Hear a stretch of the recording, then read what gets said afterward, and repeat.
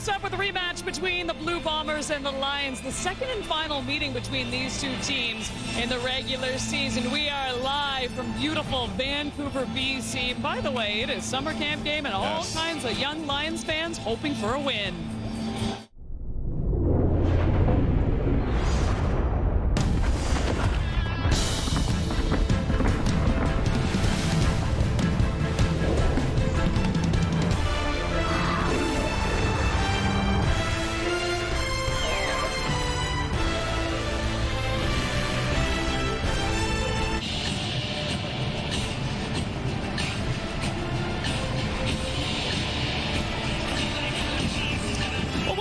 Starting QB back tonight. The Lions will be without theirs. Nathan Rourke, the third QB on the depth chart with an oblique injury. So the veteran Jeremiah Masoli in his 12th season steps in. He's back. That's right. Zach is back. And yes, the last time he was here at BC Place, it wasn't a good experience. It was the Toronto Argonauts, but he will look to get back against the BC Lions. Yeah, we know Keon Hatcher had a huge game last week, 4 for 150 and a touchdown, but the numbers aren't what Keon Hatcher's all about. You ask anybody in that Lions locker room, the tempo setter on offense is number 4, Keon Hatcher. How nice is this for the Winnipeg Blue Bombers? You lose your MOP and Brady Oliveira to injury, and then you find this guy, Matthew Peterson, 130 yards. He had his first CFL TD. It was a 39-yard run. He looked fantastic in last week's game against the Lions. We'll see what he can do today. We are inside beautiful BC Place, a little different than the weather in Calgary, I must say, as we welcome you on the CFL on TSN. It is the last game of week number 3. It's Enoch Mwamba. It is Davis Sanchez. And I love being in the stadiums because we can see the Lions coming in behind us right now. And Enoch, we were just discussing, and although the Bombers got the best of the Lions a week ago, this one does truly feel a little bit different. It totally is different. You got Zach back. It changes a lot of things. I mean, you have Strevler. Even if it's the same calls, you're probably going to have a different result because Zach Loris is at the helm right now. And so it feels like the Lions are going to be playing the different team, but the Bombers are playing a completely same team. And so you're watching the film coming into this game, Chaz, you're feeling like, oh my goodness, like this is going to be a different game. So it'll be interesting to see how the Lions are going to attack this game. If you think that the big difference in this game is the fact that Zach back, that's not a good thing for this BC Lions team because they rolled with their backup quarterback last week. Talking to guys in this Lions team about last week, one thing I don't think we talked about enough, and it's not an excuse, but it's a fact, and they talked about it. It was a short week last week. BC had to travel to Winnipeg, coming off of that home opener with Snoop Dogg. They only had 1 day to practice. They went in there and talked to these guys. They got out physical. They don't feel good about it. I can guarantee you, watching that film of last week's game against Winnipeg was a tough pill to swallow for these BC Lions. I just talked to Christian Covington less than 10 minutes ago, and he said you're going to see a different Lions defense today. More physical. They didn't feel good about last week. I expect better energy. Let's see if that can make a difference in this team. Obviously, missing Nathan, they're going to have to find something to improve from last week. You're talking about the BC Lions defense. We're going to have to watch out as well for this Winnipeg Blue Bombers defense. You saw Willie J already starting the season off really well, the way he ended last year as well. He's going to put a lot of pressure on Jeremiah Masoli. They want to see also what does he have as well in the tank. And you talk about Tony Jones. He's another guy that I want to really watch for. The middle linebacker, he's the one that replaced Adam Bighill, and he's been doing a really good job. He's somebody that's been really carrying his defense and handling business really well. Now, this is going to be a fascinating matchup, but I honestly just think you're so right. This could be completely different than what we saw a week ago. And the BC Lions team that we saw in opening week against the Elks, they look fantastic as well. So we'll see what they can do today. And how about Zach Laros? As the guys mentioned, he is returning today, and he is just a single TD away. He is currently at 199. His next one will be the 200th of his career. Here he is with our Farhan Malji. Still gets a win. How excited are you to get back on the field and begin your season? Just excited to get back out here. It feels like it's been a long time, because it has been. So, great group of guys, playing a great opponent in a great city, so it's going to be a lot of fun. You lost a couple of pieces offensively, but you developed such a connection with Dalton Schoen before his injury last year. What's that connection been looking like in practice? Good. Just continue to build it. He's a great player, one of the best I've ever been around, so he makes it easy. Thanks for this. Thanks, man. Well, I'm sure they still have that connection, to say the least. It is the conclusion of week number 3 in the CFL from Vancouver. We're ready. The fans are ready. Kickoff from BC Place is coming up next. It's a motivated. We was the most hated. All of the winners that hang in my circle know we are associated. Losing is overrated. I gotta overstate it. All of the winners that hang in my circle, yeah, we gotta orchestrate it. We gotta focus daily. Mind state keep me devoted. Training thought like a locomotive. I got tunnel vision, I am very focused. Run you over and I'll never notice. Get it in and I'm in tune. I'm fully focused and I improve. Got determination that I include. Well, it is a perfect night for football on the West Coast, although we're inside, so it really doesn't matter and just feels bad at this point with everything that went down in Calgary. The Lions and the Bombers meeting for the final time in the regular season as we welcome you back inside BC Place. And you know what, Enoch, we're sitting here, but we saw the Lions come out, and there does feel like a different energy to this game than there was 1 week ago. Absolutely. I mean, Chaz, you already talked about it. They got a little bit of a better week this time, and they got some time to get ready for this game. I'm looking at the person I'm going to be watching out for is actually in Winnipeg. He's a guy that we saw for the first time, Matthew Peterson. 130 yards last week. That's one game. Young man, can you do it again? Tonight is the night that we're going to start to see really who are you. This isn't high school football, and I don't want to talk too much about the rah-rah energy stuff, but I'm going to say this. You're the BC Lions. You had your potential MOP quarterback, your starting quarterback against Winnipeg's backup last week, and you got dusted. Now Winnipeg has their potential MOP quarterback, and you have your backup. So now it's going to be about that rah-rah energy, because that's the only way BC wins this game. If they out-physical a team that most think has been the most physical team in this league. And I think it's going to also be a mental game, right? You talk about both backup quarterbacks coming in. There's going to be mistakes that are going to happen. They're not the starters. They haven't taken all the reps since training camp. How do you overcome that adversity is one thing that you're going to have to watch tonight as well, Chaz. I think the thing is, too, when we talk about Winnipeg, that was their home opener. I mean, they were facing an entire home crowd. And you know what? I'll give it to Lions fans right now. We got the drums in front of us ready to go, and that always does make a difference in games like this. Absolutely. Lions have got to come out fast. Let's see how Zach looks. Remember, Zach has not played in preseason. You know, you don't get much from Zach. So this will be rust at the beginning for Zach, likely. And we brought in the cheer team just at the exact right point, because it is time for now for Motivate. We got the guys calling tonight, but first it is John Liebert of Duncan, BC. This is your chance to win big thanks to Save on Foods. $1 million touchdown to win. If a kickoff is returned for a touchdown, you could win groceries for a year. If 2 kickoffs are returned for touchdowns, you could also win $1 million. Good luck, John. Let's get you to Dustin Nielsen and Glenn Suter. Nielsen and Glenn Suter. Thank you, Kate. Week 3 of the CFL skid set to wrap up here on the West Coast. It's the second half of a CFL Saturday double dip with the Lions hosting the Bombers, a rematch of last week's Bombers 34-20 victory in Winnipeg. But there's a bit of a plot twist here as we've got 2 different quarterbacks.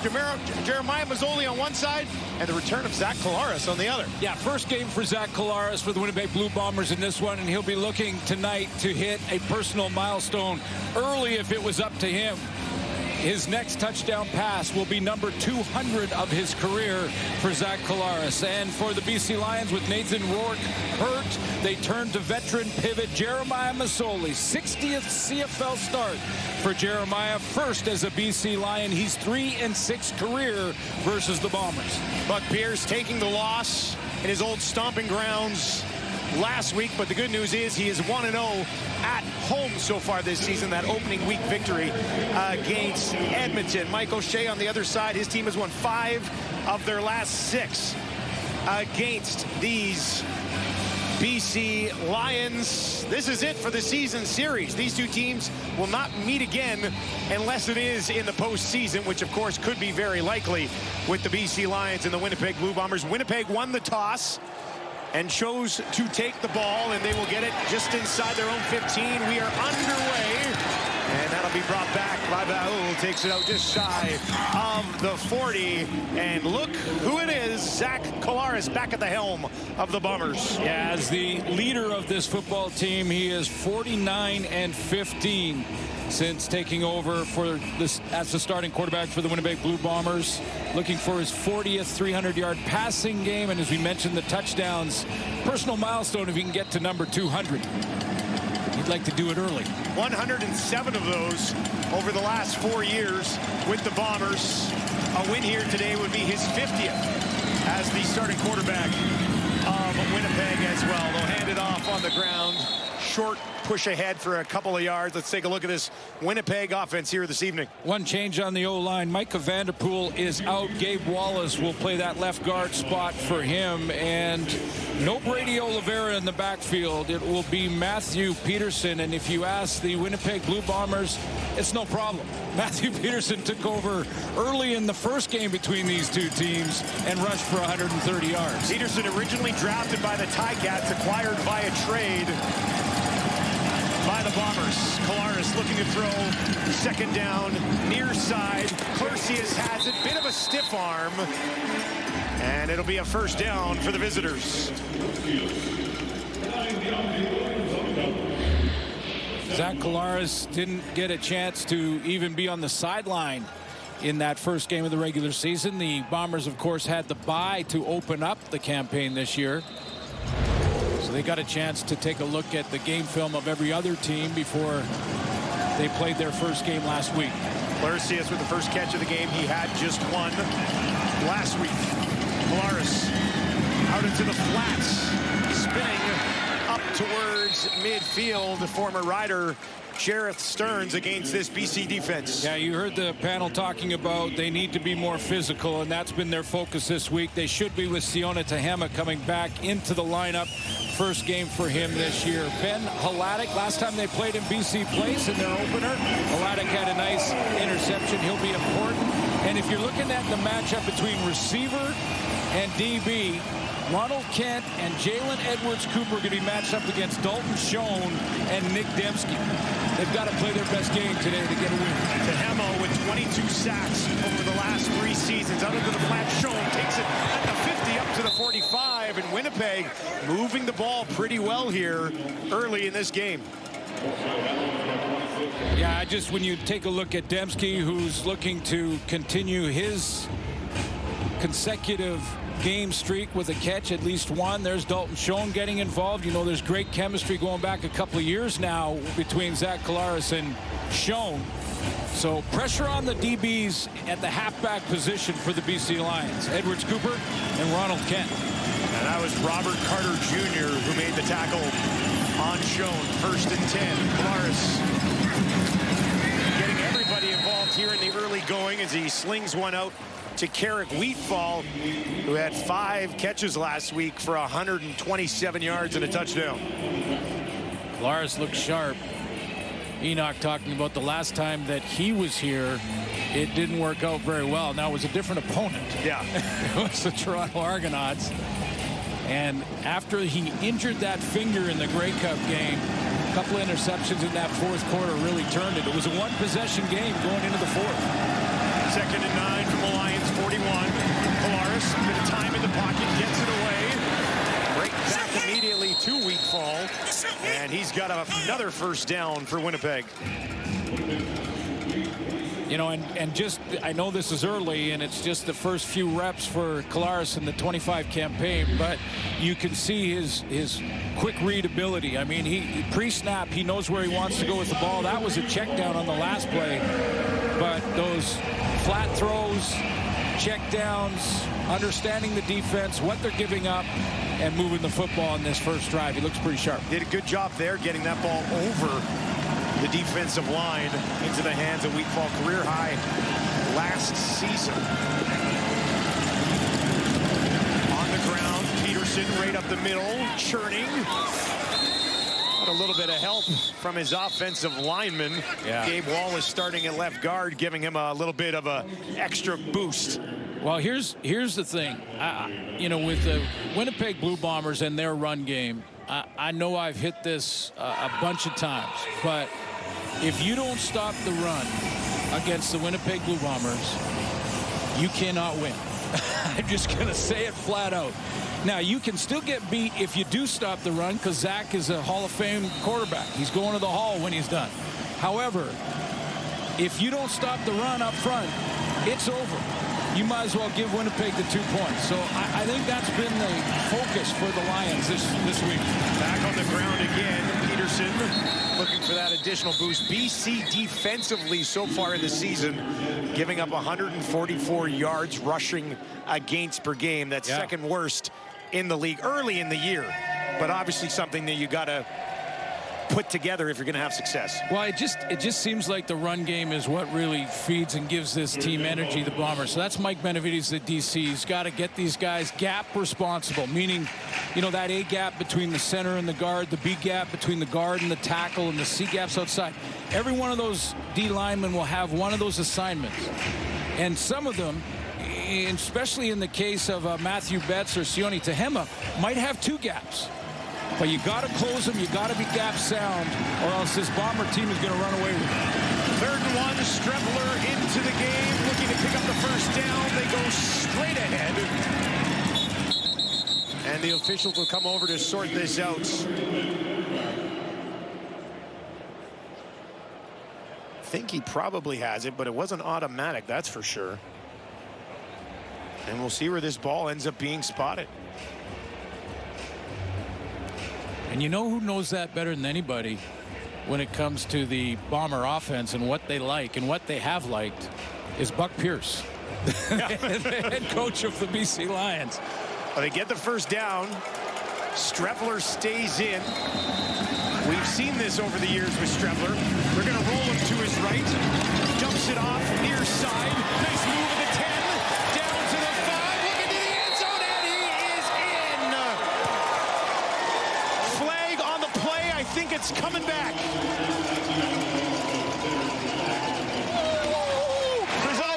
To the end zone, but holding Winnipeg, number 86. 10-yard penalty, will repeat first down. Kevin's Clercius, the guilty party.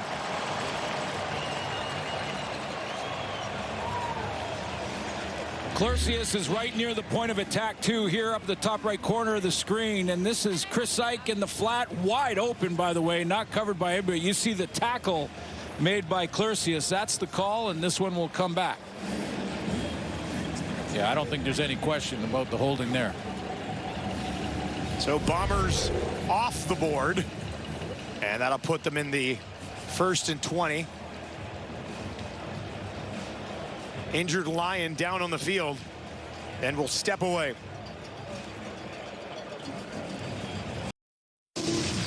Winnipeg loses Brady Oliveira early last week, and what an opportunity for Matthew Peterson.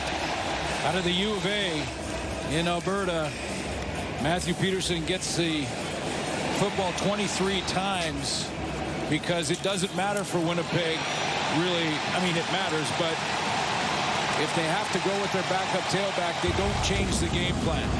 130 yards rushing in his first real opportunity. 5.7 yards per carry. Collaros now down the field, lays it out there. Vladic will make the tackle after the completion is hauled in by Carrick Wheatfall. That's his 3rd catch of the ball game. Little underthrown here from Collaros, but he gets it there. He has to pull Wheatfall back on that deep crossing route.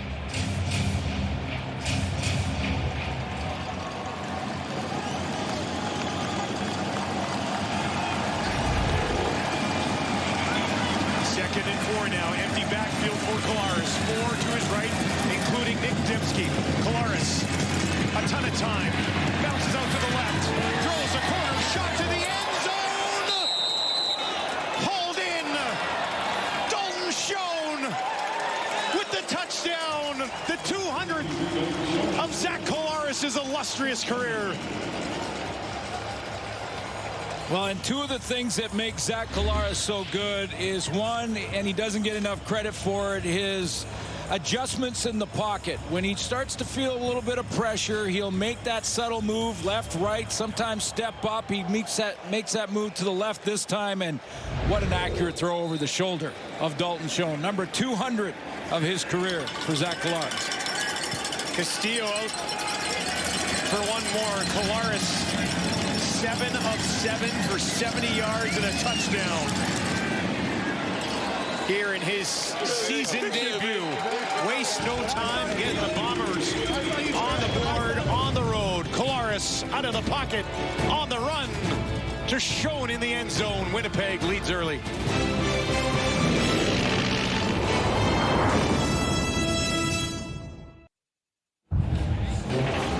Here's the route for Dalton Schoen. Nice little out and up right down the sideline. So mentioned the pressure being on the halfbacks for the BC Lions defense. Jalen Edwards-Cooper, he gets beat here, but if he goes back, he can still make up, but he's looking back this way. When he looks this way and doesn't look through Dalton Schoen, you see how Schoen separates and fades away from him just enough to have that over the top of the shoulder. Small, it's a little technique of looking through the hands of the receiver rather than looking back over the opposite shoulder. 12 plays, 72-yard drive that took over 7 minutes. Now on the return, that is Seven McGee making his debut here. 200 touchdown passes in Zach Collaros' career. Look at the names. Just look at the names on that list. They're good. The best to ever do it. A bunch of them there, obviously. And he's not done. He's got another. He signed another extension. So he's under contract through next season. Only had 17 touchdowns last year. Had a career high for passing yards, but only 17 touchdown passes. Now we got to look at Jeremiah Mazzoli. On the run to his right, dumps it off, has a completion to Keon Hatcher, who's currently second in the league in receiving yards. Let's take a closer look at Jeremiah. Well, he got some playing time last week when Nathan Rourke got hurt and went 7 of 10 for 84 yards, 1 interception.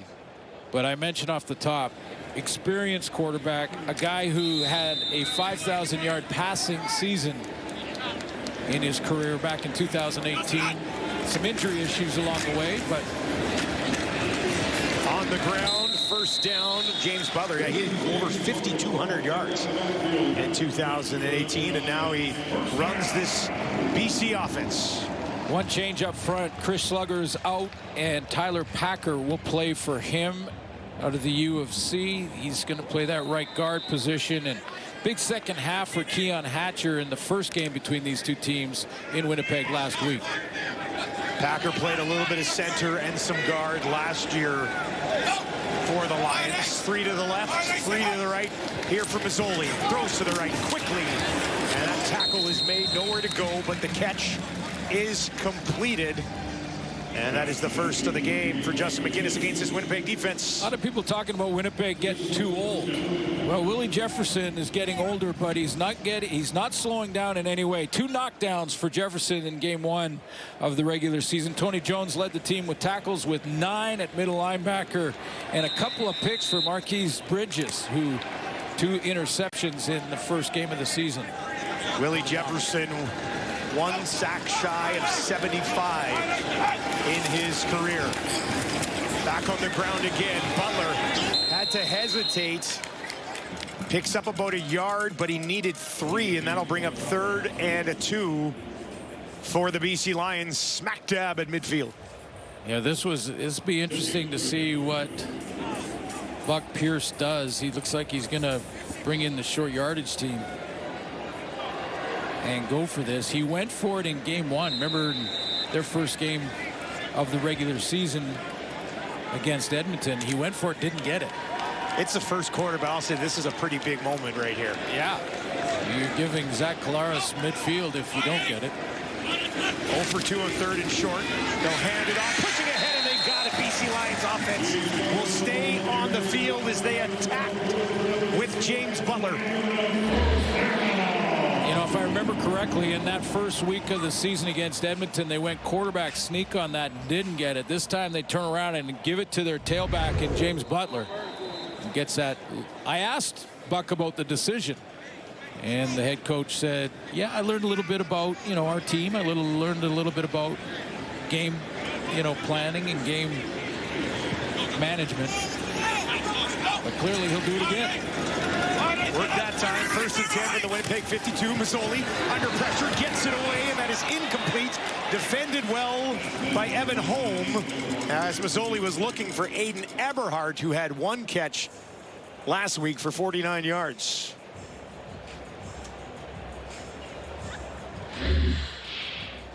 There he is there. Yeah, that big catch sort of gave the BC Lions hope last week late in the first half as they were going in the locker room that they could make the comeback, because it was all Bombers to start that game. Second and long for Mazzoli.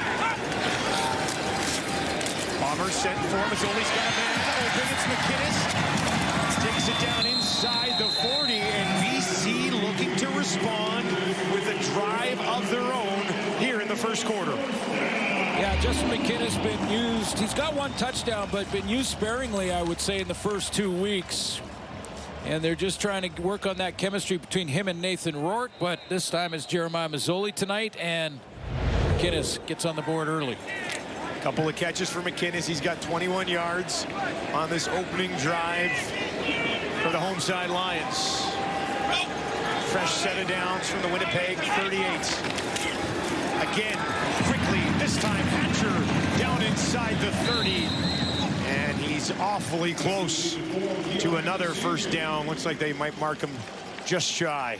Well, they started moving Keon Hatcher around last week and played him as a single receiver in the short side of the field, or he put him in the number 3 spot to the wide side. And he produced in a big way. 4 catches, 150 yards, had a 77-yarder in that game last week. Again, didn't get the W, but the Lions at one point last week were trailing 18-3 out in Winnipeg. Looking to get off to a better start here. Just second and inches. Mazzoli, quarterback keeper, jumps over the line, and he's got a BC Lions first down with 2 minutes remaining here in a quick-paced opening quarter. You know, I mentioned that Jeremiah Mazzoli, I mean, his arrow was headed up when you think of his career. And by the way, it doesn't matter really, you know, what team you cheer for in the CFL. Jeremiah Mazzoli is a guy that is just easy to like. He's just a good human being, great to talk to, football mind, outstanding teammate. So I know there was a lot of people cheering for him, and he went through those injuries, but he looks sharp physically right now on this first drive for the Lions. He's 4 of 5 for 39 yards. As Butler standing to his right, Butler will protect. Mazzoli gets it away, near side, back to McInnes again. And they'll push it ahead, breaks the tackle, what an effort by McInnes, and he takes it down to the 20. Sometimes he's a little bit like Gumby, isn't he? He just kind of bends, and that's a big man to be that bendy. You try to make the tackle on him, and he kind of flips away from that one, bends away from the other one, and good yardage after the catch. How about the look on Mazzoli's face when we asked him this week? I said, so about throwing the ball to Justin McInnes, and he's like, yeah, it's a treat. Yeah, it's a treat. He's found him 3 times on this drive as they look for a response. 2nd and 3. Back to Butler. Great second effort. And that should be a BC Lions first down. It's close.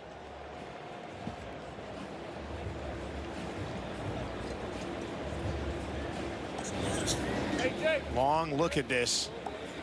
And they're going to want a closer look at this one.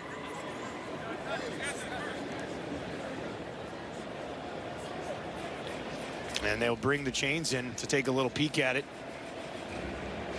If not, it'll be 3rd and a matter of inches. Well, here's something that you don't see very often in the CFL. When you consider that all 3 phases are so important and so active, the special teams, that's how close it is. There's only been 1 offensive possession for the Bombers, and 1 offensive possession for the Lions in the whole first quarter. And this was not going to end. I mean, this first possession for BC is likely going to carry over into the second quarter. So, well, and when you consider, you know, we have the most exciting final 3 minutes in sports, in my opinion, in the CFL, and at times in the final 3 minutes, and I know the clock works a little differently, but you can get 2 or 3 possessions in the final 3 minutes, which is why we see the dramatic comebacks, i.e. last night in Toronto. Yeah, that was somewhat thrilling, wasn't it? Oh, man. That looked like a fun time. Mazzoli 3rd and super duper short. And he pushes it ahead for a Lions first down. What an important drive for BC. Winnipeg had a 12-play drive to open the scoring. That was the 12th play of this drive for the Lions, even if you don't finish it with a major, it was just, hey, we're not going to be pushed around like we were last week. It is big, but I think if you ask Buck, that major is important against this team in particular. You know, this team will just start to roll and you can't match their majors with field goals. But yeah, outstanding opening drive to match Zach Collaros. Final play of the opening quarter. Bombers bringing some pressure. Mazzoli gets it away. End zone shot broken up neatly. Dietrich Nichols says not today. And he bats it down to end the quarter. Mazzoli looking for Eberhardt, and Dietrich Nichols, who's been a West All-Star 3 times in the last 4 years, makes a play on the ball.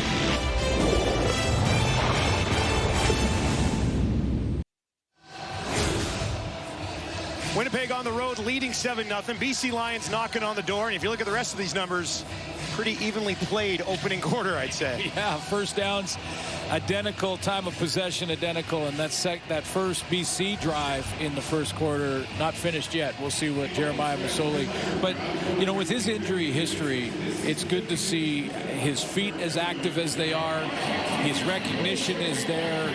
You know, Jeremiah Mazzoli, that's the reason that the BC Lions brought him in. They wanted a veteran quarterback behind Nathan Rourke, and you know, mutual respect between the two guys. It's a great quarterback room in BC. And Mazzoli, we'll see if he can finish this drive. Got a 2nd and long here. He's got to convert that first. 2nd and 10 from the Winnipeg 15 for Mazzoli. Winnipeg shows some pressure. Yep. Lions going to move some pieces around. Mazzoli in his face, pressured over the middle, bouncing towards the end zone. No!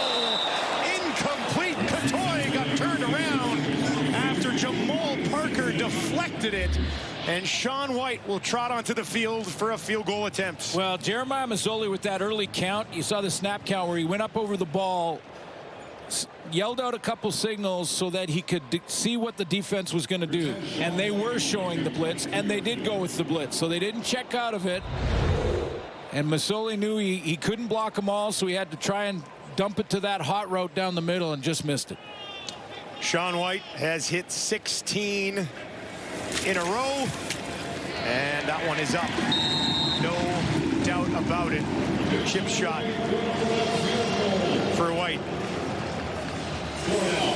So Winnipeg has had a luxury at running back over the last few years.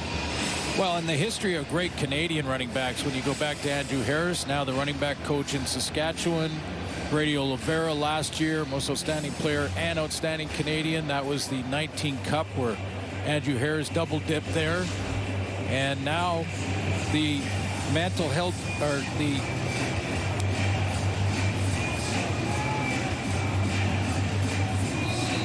what's the track? The track. You're passing the baton. The baton. Thank you. That's what I was in my ear. I didn't know what you were talking about. I'm looking at you going, help me here. I know. Passing the baton. You're just moving your arms. I was like, what are you doing right now? Yes. We'll hand it off. Look at this. Look at a great run On for Peterson. Here we go. Here's what Matthew Peterson has to say. Canadians can run the rock. It doesn't matter if you put us in Winnipeg, you know, Sask. It doesn't matter where you put us. We can run the rock. You know, and it just so happens that this team here loves to have Canadian backs, and we do a damn good job at running. And so it feels good to know that, you know, it's continuing to grow at this position, and not just for myself but others. 21 yards on 4 carries. They go back to him, a great cut, and he's got another first down as Peterson picks up where he left off last week. With the baton in his hand. Another really good run here. And, you know, this is what I mean. They just start to grab that momentum with their offensive line opening up holes. Nice jump cut. In fact, not only Michael O'Shea, but other coaches, other GMs in the league have felt like he really looks a lot like Brady Oliveira. A lot of the same style, same size in a lot of ways. Very comparable to Brady Oliveira, who will be back. Now they go to Peterson. Calls Has it in, but is wrapped up immediately by Deontay Williams. Pressure in the face of Zach that time. Got it out to his running back, but nowhere to go. But from that clip, Dustin, you take a look at that, and first of all, I love the confidence. The confidence in it that he understands sort of the history of the Canadian running back in Winnipeg and how dedicated they are to it. It doesn't matter if it's the first series or the last, or they're up in the score or down in the score. If the BC Lions can't talk them out of the run by stopping it, especially on first down, they'll keep with it. 2nd and 9. Collaros looking to throw here. Down the field. End zone shot. Lays it out there. Broken up. Tried to find Stern. Double coverage.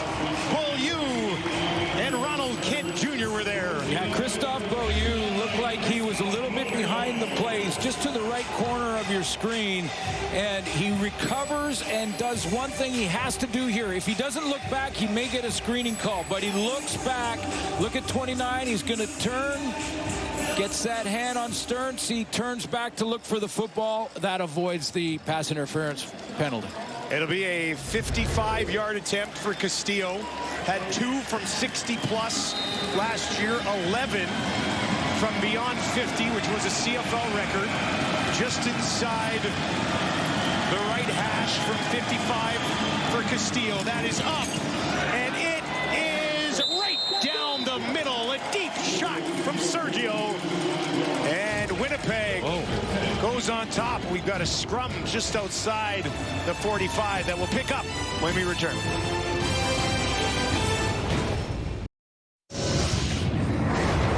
Well, for over 20 years, along with the CFL and its member clubs, the Purolator Tackle Hunger Program has delivered over 25 million pounds of food to families in need. Please go to PurolatorTackleHunger.ca to donate today. And there's a look at some upcoming games for the Purolator Tackle Hunger Program.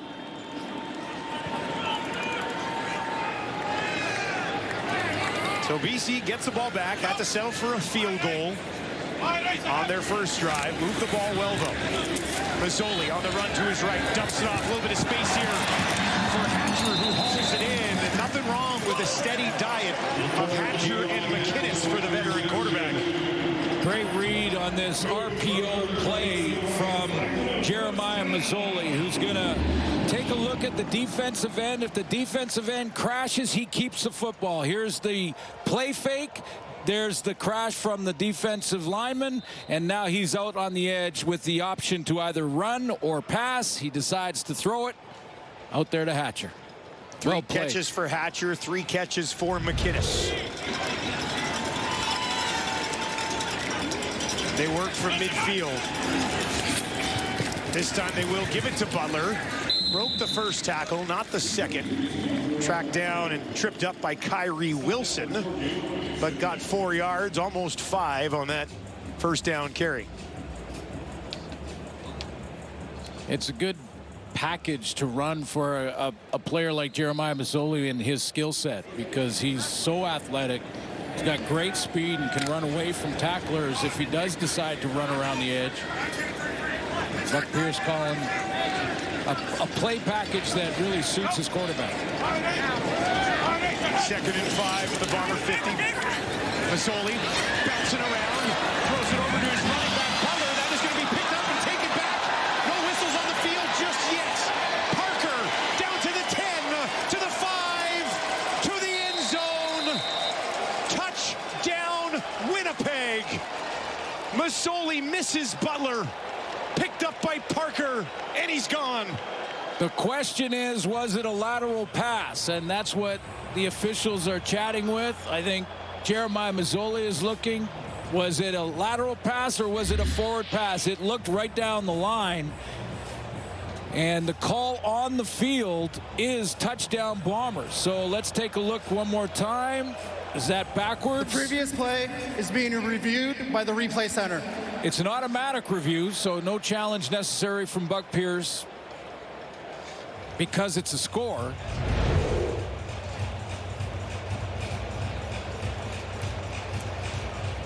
It's close, wasn't it? Very. Very close. And again, you know, when it really depends on what the ruling on the field was.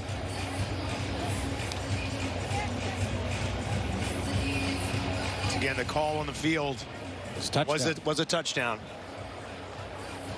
It didn't take long here. Let's get the ruling. It was a lateral pass on the previous play. Winnipeg touchdown. Heads up play by Parker.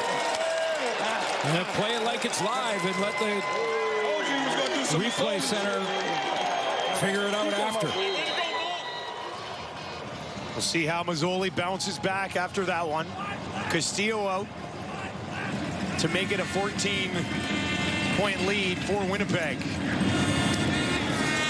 And that one is through. Well, last week in Winnipeg, the Lions fell behind 18-3. After this, they trail 17-3 as Parker.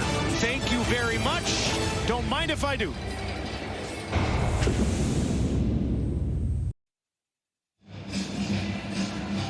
Pedro Pascal and Bella Ramsey star in the Emmy Award-winning HBO original Critics Call Stunning and Masterfully Tense.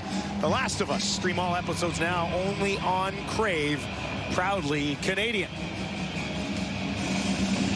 Seven McGee, and it's good that I'll remember his first name when I look at his jersey. I really appreciate Seven going with the 77. And he's handling return duties today. University, he takes it and pushes it ahead back to the 30. Let's bring Farhan into the show with a little bit more on Nathan Rourke. Yeah, guys, Rourke, of course, is not playing in this game, and Buck Pierce took lessons from the Mike O'Shea School of Injuries. Didn't want to talk about it or get into any significant detail. He wanted to keep the option open until the very last moment. But really, when you saw what happened in the game and during the practice week, and just how little he did, you knew it was very unlikely that he was going to play in this game. Rourke is a rotary thrower, not necessarily traditional mechanics. That puts even more strain on that oblique area. He was really testing it on the field before the game. So I think next week, given what I saw him doing pregame, I don't think it's out of the question that he could potentially play. He very much wanted to play against the Bombers because he's never beaten them, and they're not going to play him again this year, at least not in the regular season. Oh, look out. That was almost taken back as well, as Terrell Bonds had a great jump on it. Well, that lateral that ends up in the Bomber touchdown is really not on Jeremiah Masoli. I mean, he hit James Butler between the 2 and the 0. That one would have been a little bit late on that out route, but yeah, be interesting to see what happens with Nathan next week. It's a long season. It's a marathon. You got to be smart. They're on the road against the Riders next week. Here's a completion, and that'll be a first down. As right back to Justin McInnes, his 4th catch of the game. So the near interception, and then Mazzoli bounces back nicely. Yeah, and this is a danger throw too. This is right down the middle. There's linebackers lurking in the area. You see Tony Jones right there. He had to throw it around Jones at the middle linebacker spot and in front of the secondary. Just ripped it in there.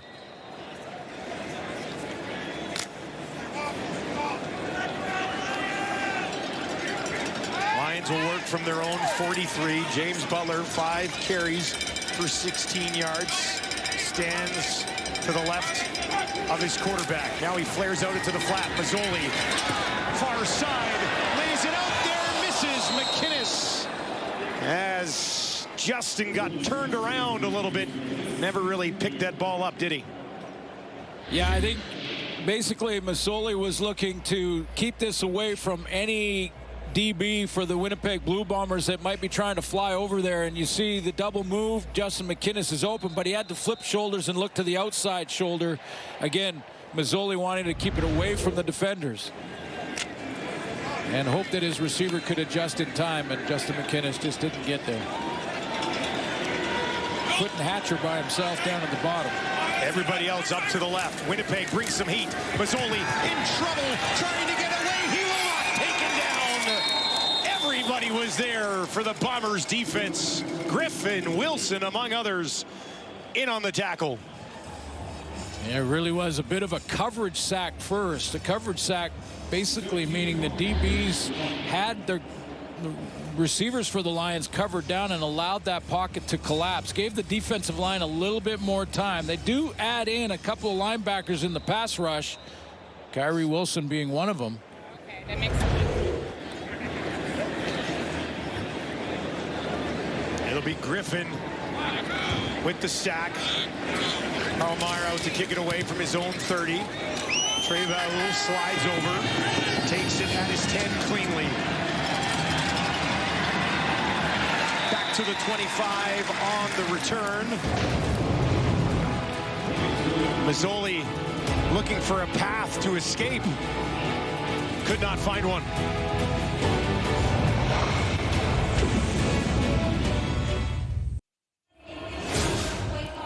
Well, I don't think I'm exaggerating by saying Zach Collaros is on an all-time heater with the Winnipeg Blue Bombers. Yeah, looking for win number 50. We'll go back to when he was brought over to Winnipeg back in 2019. I played against that guy on the far left. And if you're on a board that has his name on it, you're getting something done. Got to be pretty proud of yourself there. Yeah. Another handoff. And that's our first look at Quentin Cooley, who by all accounts had an excellent training camp with the Bombers. 29 TDs at Liberty. Also at Wake Forest before that. One of the speed dial guys in training camp. We're going to have to let you go, but you're on speed dial. Be ready. Be ready. Stay in shape. 5'7", 214 pounds. Peterson back in now, steps up over to the left of Collaros. Collaros gets it away down the field up to the 40, and that is hauled in by Jareth Stearns. His second catch of the game. He had one for 13 yards last week. Real clean pocket for Zach Collaros. Stearns is that second receiver to the trip side, and basically Nick Dembski is there to hold the halfback in Edwards Cooper so he can't widen to get out to Stearns. And if he does widen, then Dembski is the target. It's a pick your poison in that play for Zach Collaros. Zach speaking very highly of Jareth Stearns earlier this week. Takes the handoff. This one deflected at the line and falls incomplete. Toure, I believe, getting his hand on it. Not a lot of pressure in this first half on Zach Collaros. That's about as close as the Lions have got, although he's making those reads so quickly. It's difficult to get there. Toure out of Rutgers. Had some time in camps with Atlanta and Carolina down south. Has a sack already on the season. 2nd and 10 for Zach. Collaros again, clean pocket near side. Great tackle made by Deontay Williams after Clarcius hauls in his second catch of the game, and that will bring up 3rd down for Winnipeg. Yeah, the cover linebacker out there in space, and Zach Collaros thinking if he can get it, he has to beat one guy. That guy is Deontay Williams. If he can beat that one guy, we get the first down, drive stays alive. Williams made the tackle.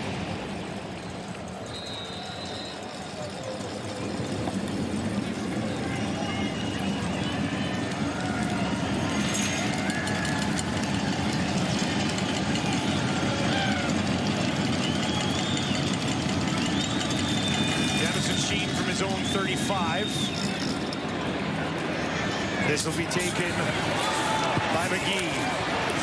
Flag as he gets tripped up just outside the 20. They'll push it back. Illegal block by the Lions. Jeremiah Mazzoli trots out onto the field. 7 of 12 for 73 During the yards. return, holding BC, number 13. Half the distance to the goal, first down. Mazzoli on his relationship with Nathan Rourke. He's got it all. You know, he checks all the boxes. His work ethic, his leadership, you know, leads by example. You know, he's endearing to his teammates. You know, for me, it's just pointing out some of the things that you don't see when you're the guy. You know, when you're in it, you're in it. And sometimes you just need somebody outside of it, a different perspective to kind of just let you know what's going on sometimes a little bit, whether that's the defense, whether that's the guys on our side, you know, to watch out for. You know, I'm just trying to have his blind spot, basically.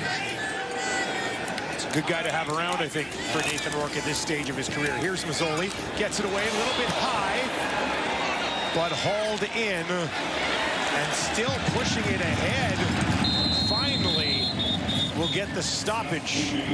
That was an extra 4 or 5 yards after the catch there for McInnes. Yeah, just a great extra set of eyes when Nathan Rourke is the starting quarterback and out there again after the injury, and great mentor, guy that I liked how he phrased it, where he said, you know, sometimes you're in it, you're out there and it's flying. There's, you know, it's like you're standing on a freeway and the cars are flying by, and sometimes it's those pair of eyes from the sideline that can suggest something and help you out in a series or two. And when we talked to Nathan about Jeremiah and how influential he's been, how much he's helped him, he said he just raved about what a great mentor he is. They did get the first down, now back on the ground. Butler, really nowhere to go this time. Willie Jefferson, among others, in on the tackle.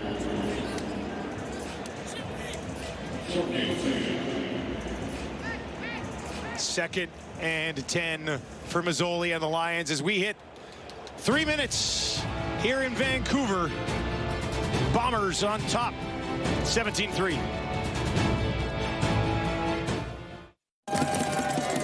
You know the best part of being on the road and being in these stadiums? Being with the fans. We are officially in the Lions Den here with some of the best fans in the entire league. Coming up at half, we'll break down Zach Collaros' performance, the pressure on Jeremiah, all your Week 3 highlights. Let's go, Lions Den!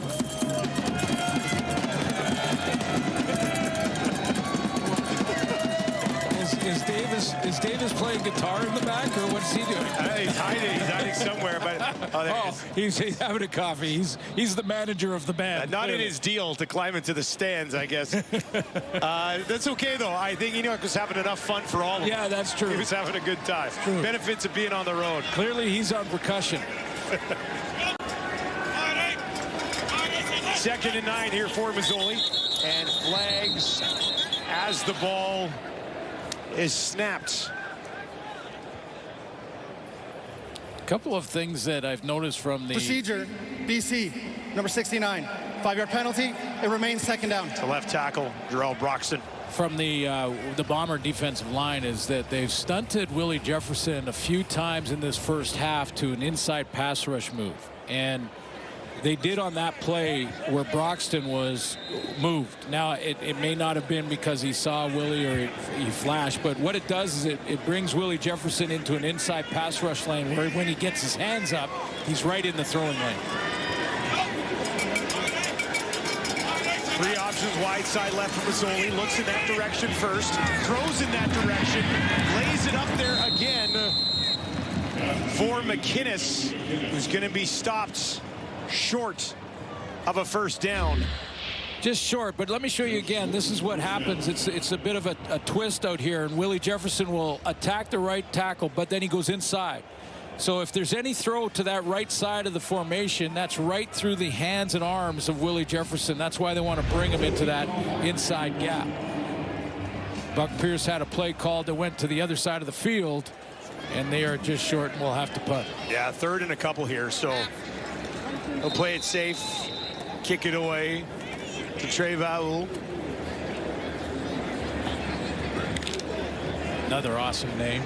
He had some good bursts last week. Absolutely. We were already talking about the vroom, vroom, vroom Vaul if he takes off. So got that one locked and loaded just in case. This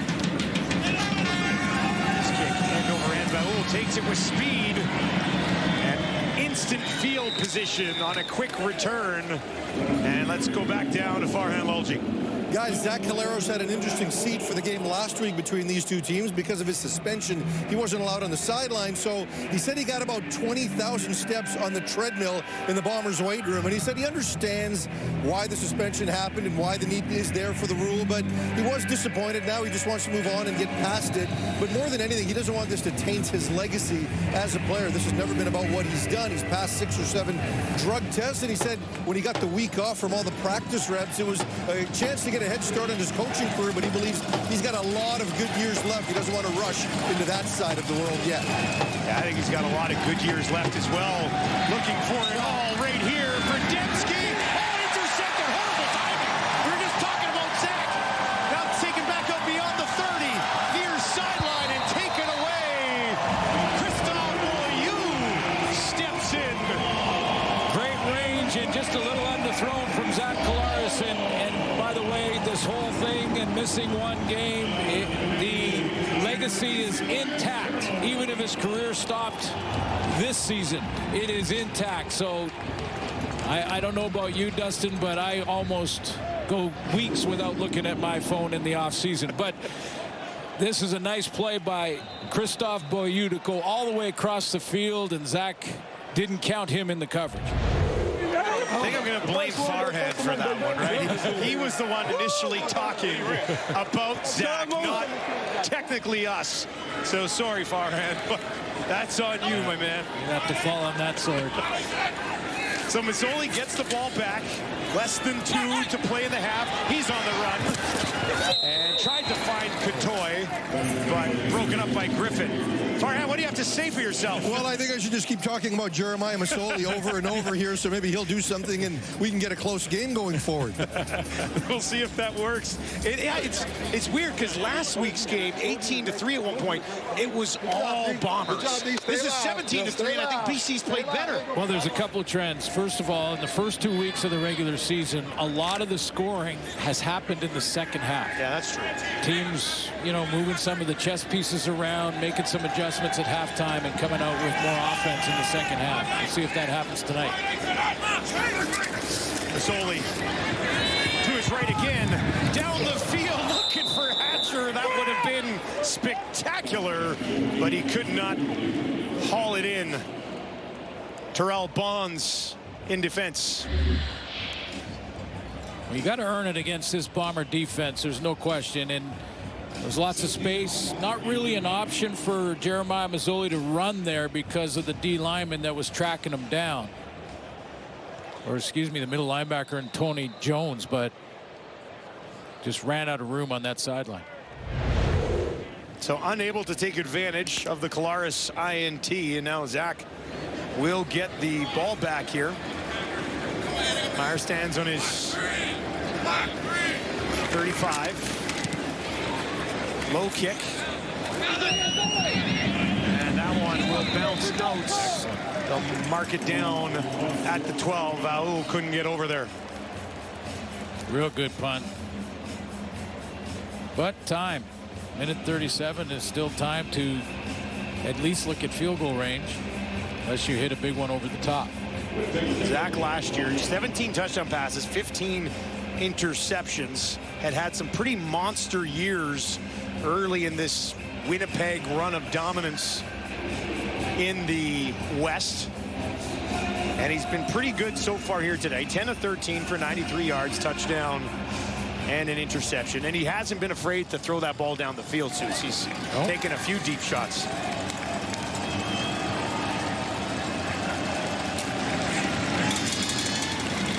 This time back on the ground to Hema.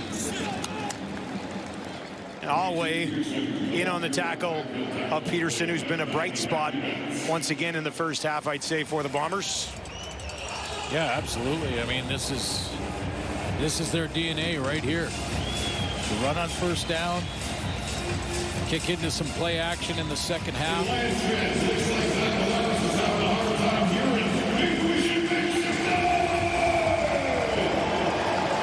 3 yards for Peterson, so it'll be a 2nd and 7. Stop here, you might get the ball back in time if you're the Lions. Collaros on a draw, dumps it off to Peterson, but no hole opened up at all. To Hema,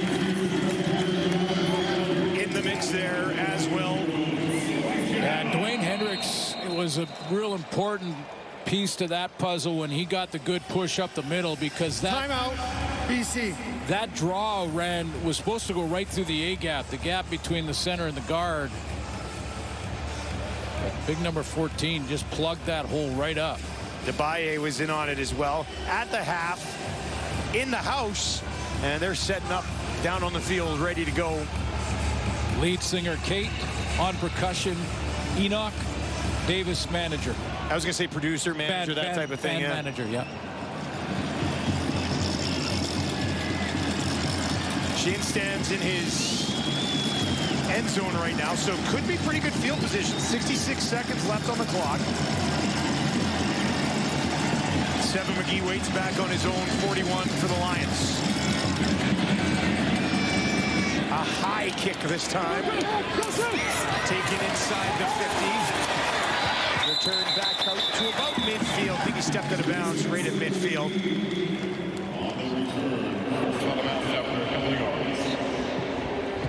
Well, don't miss Free Agent Frenzy, presented by Harvey's on TSN. Experts and insiders break all the NHL news, rumors, and player signings live as it happens on Canada Day, of course. Coverage begins at 11 a.m. Eastern, 8 a.m. Pacific on TSN. Also get all the latest updates, analysis, the stories at tsn.ca and on the TSN app. It's one of my favorite days of the year. Okay, so is Connor McDavid a free agent? No, we're not talking about that. Okay, I mean, being based in Edmonton, is that a show? I spend enough time talking about that. That's a show. He is still under contract for another season, eligible to sign with the Oilers this summer. Here is Mazzoli. He's over the middle, picked off. Parker takes it away, had the touchdown on a scoop and score earlier. Now he's got an interception. Pressure on Mazzoli causes the high throw, and when it does, that's Parker right in the middle of your screen. Another big play in this first half. A little bit of high throw there. Can't be pulled down, and that's a nice catch by the safety in behind it. Now, with how they approached last year, they're definitely going to be within field goal range. One or two successful plays here. Ooh. Cam Lawson. Well, that's McInnes. He's a big boy, too, over his head. Indoors like this, they probably let Castillo kick from 80 yards away. So we'll see where Zach can get him. He's pressured. He's in trouble. And he's going to be taken down. That'll help things for the BC Lions. We said Zach's had quite a bit of time so far in this game. Not right there. Good team sack here. Pressure up here by Betts. There's Tehema down at the bottom. I think you take a look at Hendricks as well, who is going to get the good push again up the middle. There's Matthew Betts. He flushes Zach Collaros back into the pocket. And then they meet right there at number 8. 2nd and 15 here. Streveler has come into the game with 40 seconds left in the half. Brought in some bigger boys along with him here as well. And they're just going to step up. And with time ticking down, Streveler takes the knee. And Winnipeg more than comfortable going to the room with a 14-point cushion on the road here. Yeah, on the road. Couple score, 2-possession lead.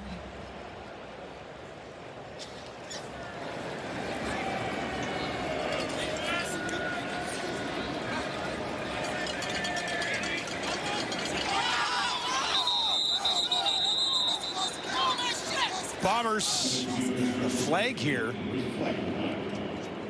right at the end of the half. I'll have to sort this out.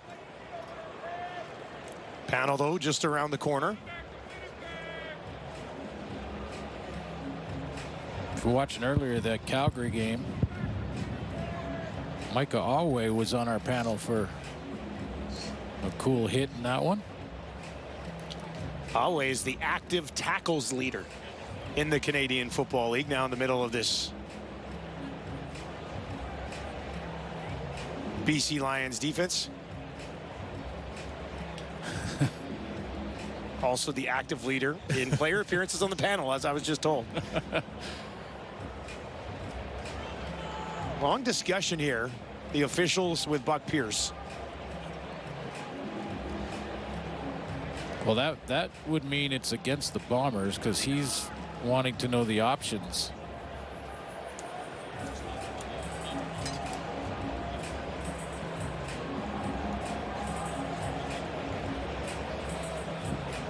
All right, let's figure out what's going on. Procedure, Winnipeg, number 61. Timer, please put 1 second left on the game clock. But down over. I think Buck Pierce was wondering if there was any way they could just decline it, get the ball, and kick a field goal or attempt a field goal from right there. But he looked disappointed as he turned away and got the answer. Strevler takes the knee. And that'll do it for the opening half. Jeremiah Mazzoli getting the start here in place of Nathan Rourke. 9 of 17, 96 yards, had that one interception, and then that lateral out to Butler that Butler dropped, and that was taken back for a touchdown. Big half for Jamal Parker. He stands by with Farhan Lalji. Now, Jamal, an interception late, and then, of course, the fumble return. Let's start with that play because it really was a game changer. The fumble? Yeah, the return for the touchdown. We always praise the ball is everything. Run to the ball, pick up the ball at all times. So it was kind of second nature for me just to pick the ball up. When I picked it up, the ref looked at me with big eyes, so I was like, let me keep running, and the rest was history. When you look at what this team has done in the last 6 quarters of football, I mean, yeah, there were a couple of explosives in the last game, but basically everything has been kept in front of you. How have you been able to dictate what they do so effectively? It comes down to every person on the field, 1 through 12, doing their job, executing your assignment, and winning your 1v1. Well, thanks for this. Appreciate you. Thank you. All right, Kate, with the big lead, 14 points at halftime, if you've managed to come down from all of your fans in the stands there, take it away for halftime. Oh, you know what? They were all Enoch's fans. I had nothing to do with them, and every single one of them just asked, where's Davis Sanchez? They wanted nothing to do with me. Back alongside Ches and Enoch now. And what a first half for the Winnipeg Blue Bombers. And you saw Parker there, Chesney smiling because he's watching a DB being interviewed at halftime. But let's go to the quarterback right now. And I think we were all wondering, what would Zach look like? I mean, he's coming out for the first time this season. We've seen him year after year do remarkable things. And Chesney, what you said right off the hop, he was very aggressive. And that's exactly how he has maintained the whole first half. Yeah, he wasn't shy. We thought maybe would Zach ease into it a bit in week 3, his first action. No, he was super aggressive going down the field. You look at both of these offenses right now, guys. It's a situation where if you look at the yardage, they're almost tied. I think it's 123 to 115. These two offenses, it's very similar. The difference is this Winnipeg defense is keeping them in it. You got to give credit to JY, Jordan Younger, DC, and this group. They're keeping the Bombers in it. Look, the CFL game, defenses nowadays in 2025, they take away the big shots. They take away the deep stuff and force you to check the ball down. It doesn't seem like Zach's interested in that. He wants to be aggressive, wants to go down the field. And on the other side, Jeremiah, he's trying to check the ball down, but it's just his timing is a bit off. They just can't seem to get anything going. Well, you know, we know that Jeremiah has that veteran presence and what he can do. He has certainly slowed down now in his later years. But honestly, Enoch, when it comes to the Bombers, clearly their game plan coming into this one was get pressure early and often on him, and that's exactly what they're doing. It is so obvious. Sometimes you get into a game and you're watching the play and say, okay, what is this coach really planning? Tonight, you know the Bombers are coming in to bring pressure to Jeremiah Mazzoli, and they want to find out, can he handle the pressure? And so far tonight, it hasn't worked out yet. I mean, he's just been running around all over the field, and so sometimes you've been able to see the Lions have been coming in with extra men in the box, extra receiver, extra lineman. They're trying to handle that pressure, but some way, shape, or form, Willie Jefferson, Jake Thomas, and the gang are getting through to him. And so Mazzoli now is off beat, and he's letting go of the ball early. He's not even thinking correctly. This pass right here, it was a lateral. It was a backwards pass, and obviously Jamal Parker was able to pick it up, ran right through it. Every time you cross that big, thick white line, it's going to be good for you. And so he's going to have to calm down a little bit, and I want to see a little bit more accuracy when he hangs on in the pocket. Not surprising. We sometimes forget, even though he's a veteran, Jeremiah is probably not getting a ton of reps until this week. So not surprising the timing's a bit off. And you know what, too? Even with that throw to McInnes, I mean, McInnes is a big guy. Now, he jumped pretty high right through his hands, but you're right, the timing just that close, but they're going to have to get something going in the second half. Bombers currently up big, 17-3. More coming up right after this.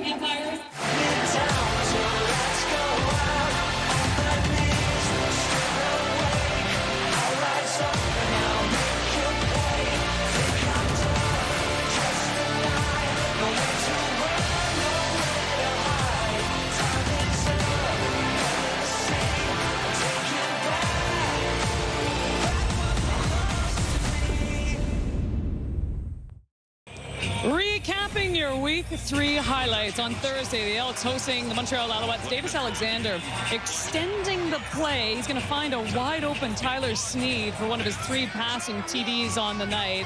However, that's the good news. The bad news in the third, Alexander would leave the game with a leg injury. He did not return. He finished 20 for 24, 245 yards as he improves to 7-0 as a starter. Little Friday night football action. If you missed this one, you missed a great one. After the Argos tied it late in the fourth, on the ensuing kickoff, Mario Alford going to take the return for 99 yards. Alford with his first kickoff return, touchdown of the year, 4th of his career. Riders would win a thriller. They moved to 3-0 on the season. I wonder how old he is. I will tell you in a minute. Ryan Dinwiddie, I heard, was quite happy after that loss, by the way. Into the earlier game today, Red Blacks taking on the Stamps. Jump to the fourth quarter, Dustin Crum. Gonna find Daniel out of Boye for the game's only touchdown. He had 96 yards rushing in this one, 113 total yards from scrimmage as the Red Blacks pick up their first win of the season, 20-12, your final of that one. I would like to issue a formal apology to one Mario Alford right now. I said that he was 34 years old on the SportsCenter hit after that game. Wikipedia did it wrong, and I should know better at this point as a broadcaster. He is 33. My sincere apologies, Enoch. That was a heck of an ending, though. It was an amazing ending. I mean, it would have been more impressive if he was 34. I should have said he was 37. That's what I told him, too. Like, you're doing this at 34? He's like, no, I'm 33. Tell Kate. But I'm sorry. I mean, this is the second trip back out east for these Saskatchewan Roughriders. They came back, and they were able to have this type of performance. They started fast, got a little bit slow, and Mario Alford just took it home. And what was surprising is just the self-implosion by the Toronto Argonauts. I mean, they gave themselves a chance. You do everything right up until the point that you're almost getting to the overtime, and you're missing a guy on the field. That hurts. And like you said, Kate, Coach Dinwiddie he was not happy. I was being sarcastic for anyone at home. Yeah, what stood out to me was the Montreal dominance. To me, when we saw this week coming up, really thought it was a spot that Edmonton could catch Montreal. Kind of a letdown spot, tough to go to Edmonton and travel. And, of course, Davis Alexander, 20 for 24, 3 touchdowns. The score at the end of that game, not a true indicator of that game. Montreal was completely dominant. Edmonton only had 6 points through 3 quarters. 22 points came in the fourth quarter when the game was kind of over. So the dominance of Montreal on display. Well, and as we say, too, there's so much continuity on that team, and having a guy like MBT when Davis Alexander goes down, I mean, you can't really get much better than that. The Lions hoping they have a better second half, currently down 17-3. We'll get you back to Dustin and Glenn right after this.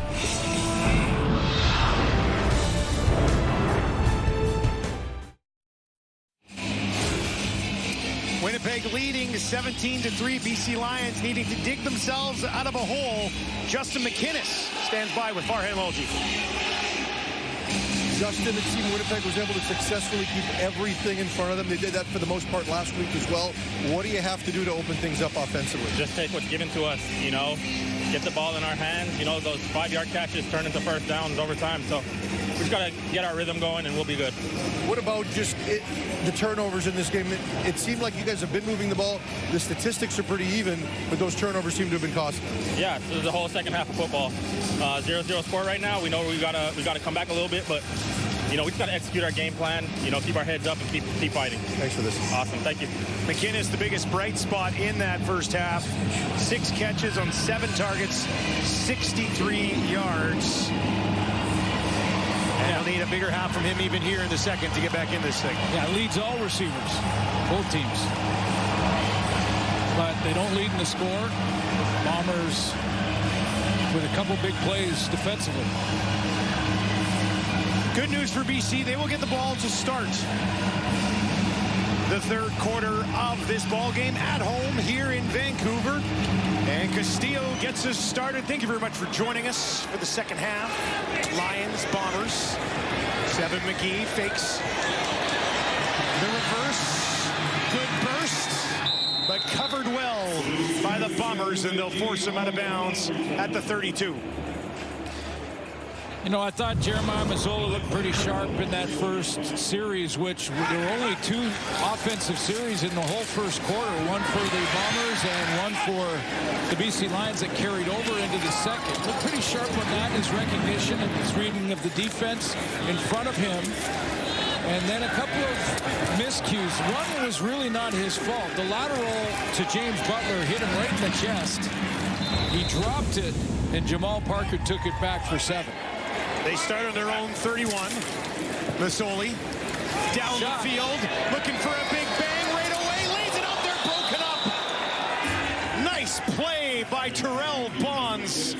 One-on-one against the big man, McInnes. Yeah, just take a shot down the field, even if it's not complete. Hey, at least you plant a seed in the defensive back's mind that you are going to go deep, but you can't play it any better. And you see how Bonds, when he turned to the inside, remember I showed you that touchdown earlier? DB turns through the receiver. He has a better shot of not getting the separation. But the difference for Bonds was he leaned into him with his right hand. That kept him close to Justin McInnes. So 2nd and 10. Winnipeg sends 4. Mazzoli feels a little bit of heat, gets it away over the middle. Heavy tackle made there by Griffin, who I think's played very well early in the season for the Bombers, and that'll force a punt from the Lions. Yeah, the one thing you don't see, I think, as an opposing quarterback when you're playing against the Bomber defense is a bust. You know, and it happens at every level. It happens to every team, but it rarely happens for the Bombers. If you're going to complete that deep one, if you're going to convert on 2nd and long, you got to earn it. You're not going to get a freebie. I guess that's why they've been to 5 straight Grey Cups. Exactly. King of the West. Early second half punt from the Lions after an attempted deep shot to McInnes on first down, didn't connect. Raul takes it at the 25, sidesteps one attacker, and then eventually forced out of bounds just inside the 40.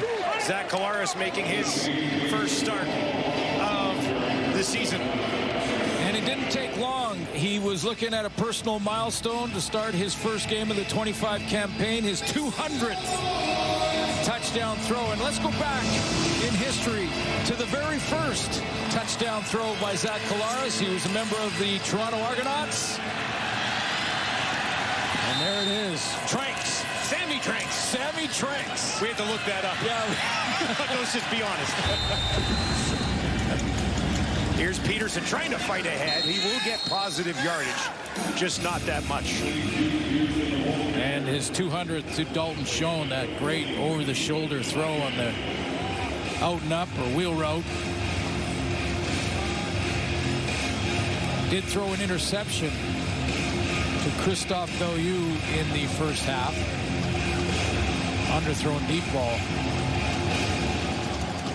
Collaros and Schoen back together again after the injury last season to Schoen, and Collaros not eligible to play week 1. Of course, they were deadly for a couple of seasons.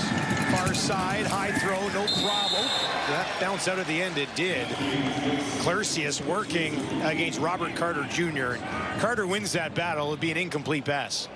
Yeah, Robert Carter Jr. in his first year, 22 years old, comes into this game after 2 with 9 tackles and has really looked like he fits in and like he's not out of place as a rookie corner. 2 games now, the Lions have played, and they haven't been, when they did try Edmonton or Winnipeg in game 1, tried to pick on him a little bit. He held his own and then some.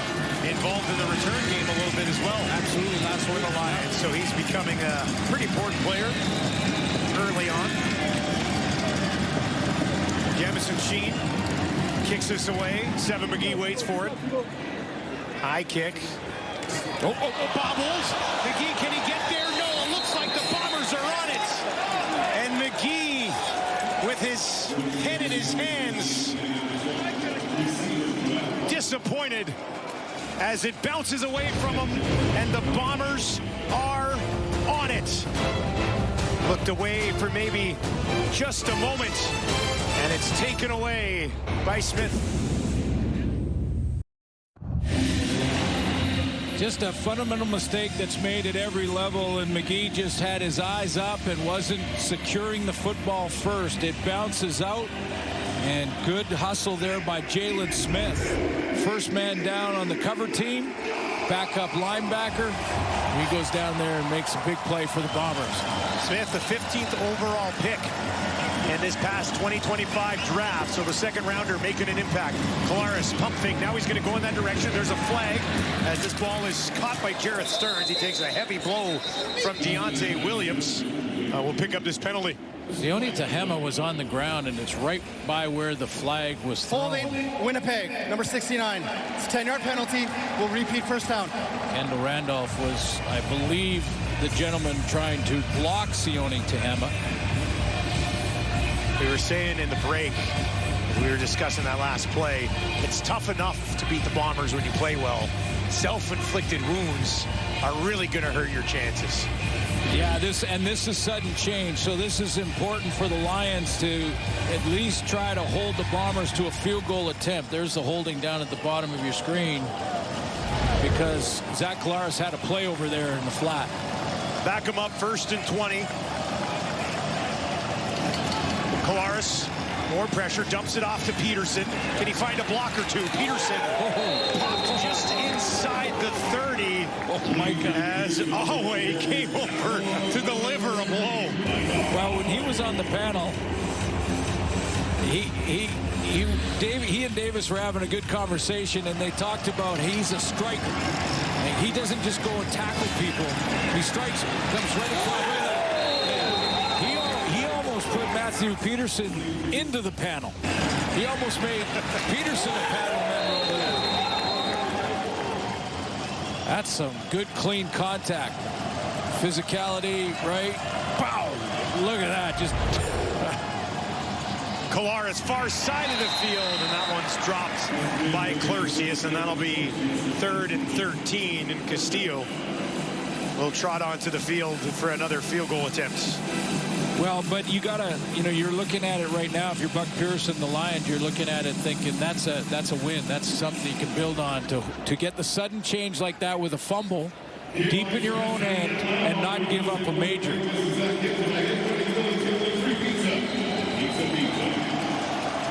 Castillo, a deep shot earlier on from 55. This one, from his standards, just 37 yards. And it is up once again right down the gut. Winnipeg comfortably on top here in Vancouver. They lead the Lions 20-3 on a beautiful Saturday evening. Wimbledon right around the corner. Catch all the action from June 30th to July 13th on TSN and TSN Plus. That is an entertaining couple of weeks coming up. Look at that. Look at that helmet. Pretty creative. BC Lion beers. Start selling those online. All right, Mazzoli needs a drive here, though. Started on the ground to Butler. This will help. Butler takes it out midfield and more.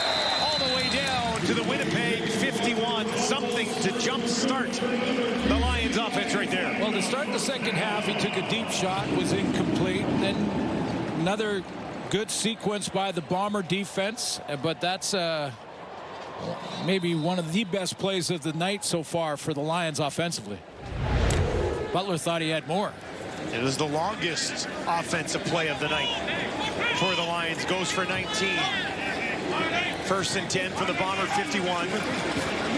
Mazzoli had time, gets it away over the middle again to McInnes, and he is wrapped up immediately. Tony Jones and Michael Griffin both right there. 8th catch of the game for number 18.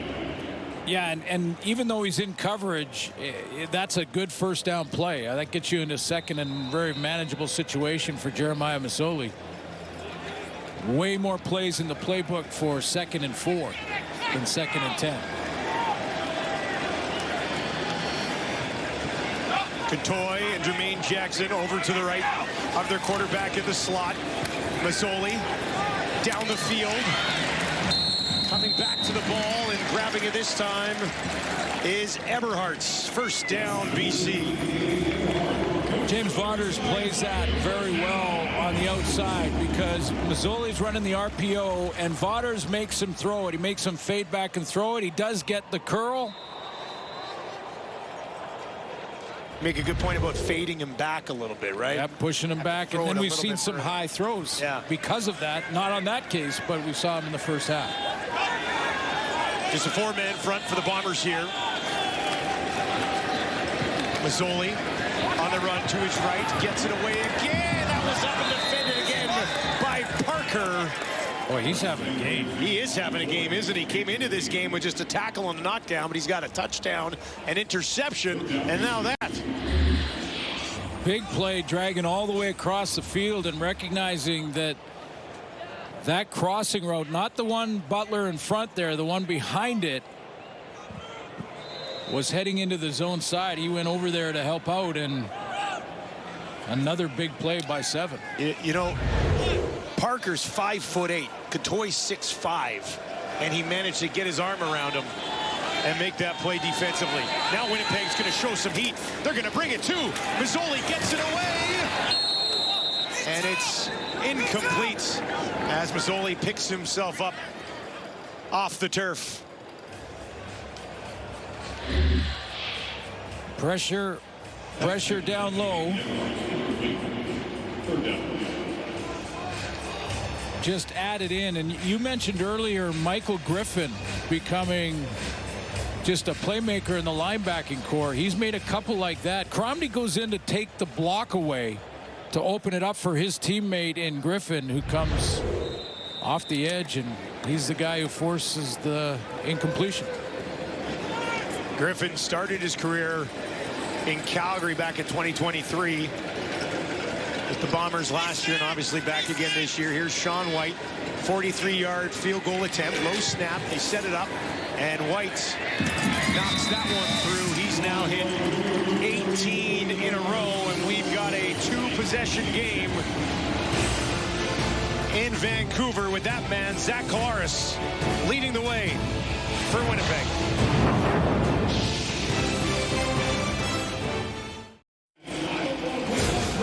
Welcome back to Vancouver, where Mike O'Shea's Bombers are in the driver's seat once again, Suits. Yeah, they are. I mean, still a lot of work to do to get this one sealed and delivered, but you see Michael O'Shea moving up that all-time list again. Talk about big names. Of course, BC Lions fans very familiar with the top guy in Wally Buono, who is probably watching tonight. Likes to watch his Canadian Football League, doesn't he? Hey, coach. Collaros, screen, Wheatfall. Can he find a block? Get a few yards out of it.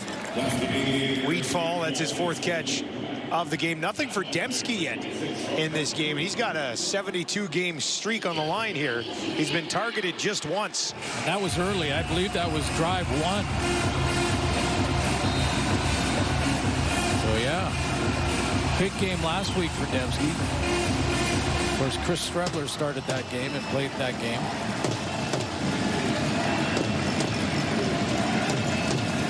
Five other players with a couple of catches already. Nothing for Dembski. We'll keep tabs on that. We'll get it to Schoen. Schoen upended. And Schoen really had nowhere to go. Caught that ball, and Jalen Edwards-Cooper there immediately.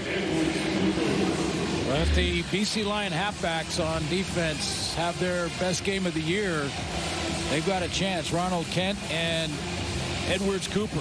And that's a big tackle, because if he doesn't make that one, Schoen gets the first down. There's not another tackler close enough to help out there. There's a one-on-one. McGee waits back on his 10. Looking to calm down after that fumble on his last attempt. His kick, a shorter. McGee gets up, takes it cleanly in the chest, and just pushes a quick return ahead.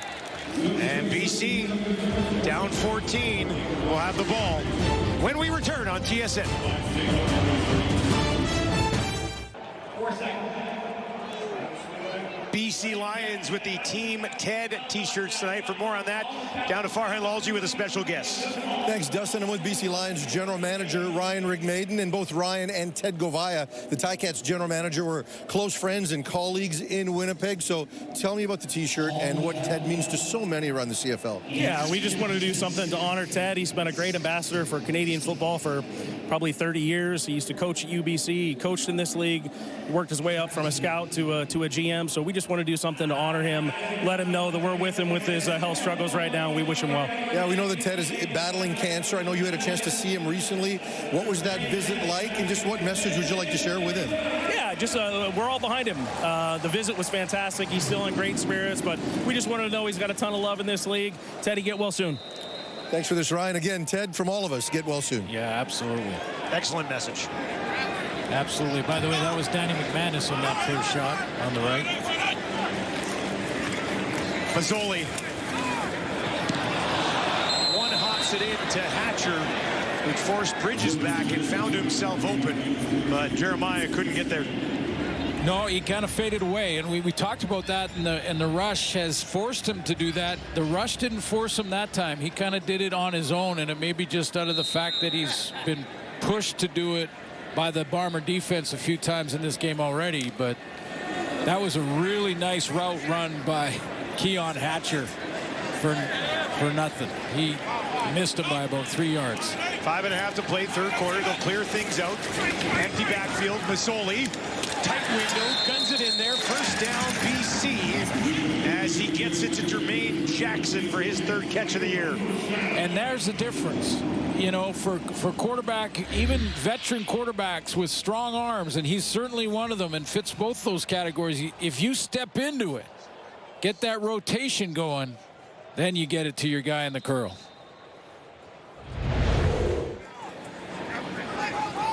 Jackson back to the sideline.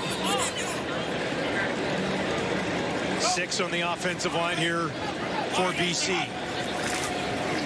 Butler will stay in to protect. Mazzoli on the run. Heaves it down the field, almost one-handed by McInnes.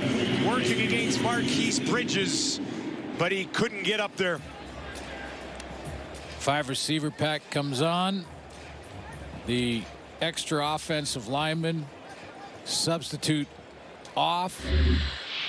The target was McInnes, who's been at that wideout spot a few times in the offensive formation. There was an extra offensive lineman in there for protection, although Jeremiah Mazzoli got on the roll early on that. Team leading, game leading 11th target of the game for McInnes. Mazzoli, deep shot down the sideline. Hatcher out of bounds. Not going to be able to get a foot down. He caught it, but he was forced out of bounds. Yeah, Terrell Bonds was in coverage, and saw this last night in the game too, where a defensive back is just going to run you out of room. You see the shoulder, just without getting the push action and a penalty flag, just keep running and subtly push that receiver till he runs out of space. It's a little edge on the angle. Just angle him out of bounds. The ball took him there too in that case, but good play by Bonds. Raul, little stumble, he bobbles, picks it up though.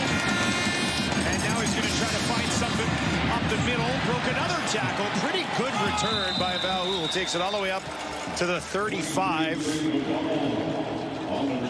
He was averaging 12.1 yards per punt return coming into this game, and extra effort on that one after the little bubble. Yeah, sometimes when this happens and you recover it quickly, it disrupts the cover lanes for the cover team. It gives you a seam. A little bit of rope-a-dope going on here in this third quarter where the two offenses not getting a lot of traction. This guy's got a long stride. Anyway, when you see him open it up, yeah, he's only 6 feet tall, but he's got a long stride. Good top-end speed. First and 10 on Winnipeg 35, right up the middle. And that'll be a first down as they get it into the hands of Quentin Cooley, and you can see why they like him. Well, I like his change of speed there, where he got the ball, a little hesitation on the jump cut, and then a burst. Well, the safety, had to bring him down and hang on by. Sometimes those tackles by the safety aren't pretty, but they save a touchdown. That's the first down of this third quarter for Winnipeg, who do lead by 14. Peterson back in the game at running back. And they'll go to him now. A little 1-2 punch, trying to spin away. That's easier said than done against Alway. Mike Alway. This is how you play run, stop, and middle linebacker right here. So you just want to cut this play out if you're trying to teach middle linebacker play. Step into the hole, lower your center of gravity, get your target, which is the midsection. Great tackle right in the hole. It's tackle number 3 for number 3. Second and 8. Lions are going to bring heat. Collaros gets it away down the field, broken up. Diving over there was Haletic, as Schoen thought he was going to slide underneath it. Yeah, Haletic he tries to fool Zach Collaros by opening his hips up to the middle of the field. He opens his hips up there, and then you see the turn, and then back to that backside. Now Haletic knows he's got pressure, so Zach Collaros is going to have to throw that to beat the pressure quickly. So he opens up and gets his hands on it. Third and 8.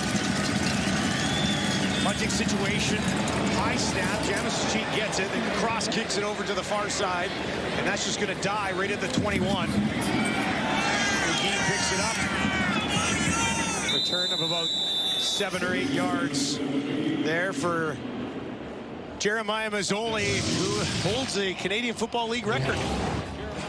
23 straight completions without an incompletion. This is what he's capable of. I mean, when he gets on and gets going, gets in a rhythm offensively. I mentioned he's had a 5,000-yard passing season at Hamilton to overtime in the Grey Cup. 23 straight is a record. Still stands. He's got Hatcher here, up to the 35, no further. BC's defense has come to play here in the third quarter. They need to get a little something from their offense to stick around in this game. Yeah, the BC defense in the second half is basically saying, hey, we're doing our part. Just start chipping away, even if it's field goals. A couple of Sean White field goals, all they have to show so far tonight. Second and 5. Mazzoli lays it out there, and that'll fall incomplete. Was looking for Riley Pickett, who does not get targeted very often. But that falls over top of his head into the turf. University of Saskatchewan Husky, 6'4", 250-pound. Pickett was well covered on the play too. He was. Had to run a wheel route, but he was covered down.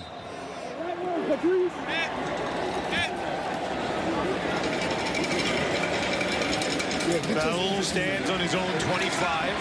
Hey, Joey! Awaiting the punt. Meyer taking over for Flintoff this year. And that one down inside the 20. Now CFL on TSN will be back with Canada Day weekend as action begins in Winnipeg. Elks play the Blue Bombers. Coverage gets underway Thursday at 8 Eastern, 5 Pacific. Quick turnaround here for Winnipeg. Yep. On the road, and then a short week back at home. Edmonton, of course, looking to jumpstart their season after an 0-2 start, loss this week to the Montreal Alouettes. Boy, Montreal looks good. They look really good, don't they? Hope Davis Alexander's okay. Didn't finish that game. There might have been a hamstring, but that team looks well balanced. Great defense. Now they'll toss it ahead to Dembski. That's a forward pass. There's the streak stays intact. Now, 73 games. We'll give it to him. It's a forward pass. It can be underhand. It doesn't matter. If it goes forward, it's a forward pass, so this will be a completion to keep the streak alive.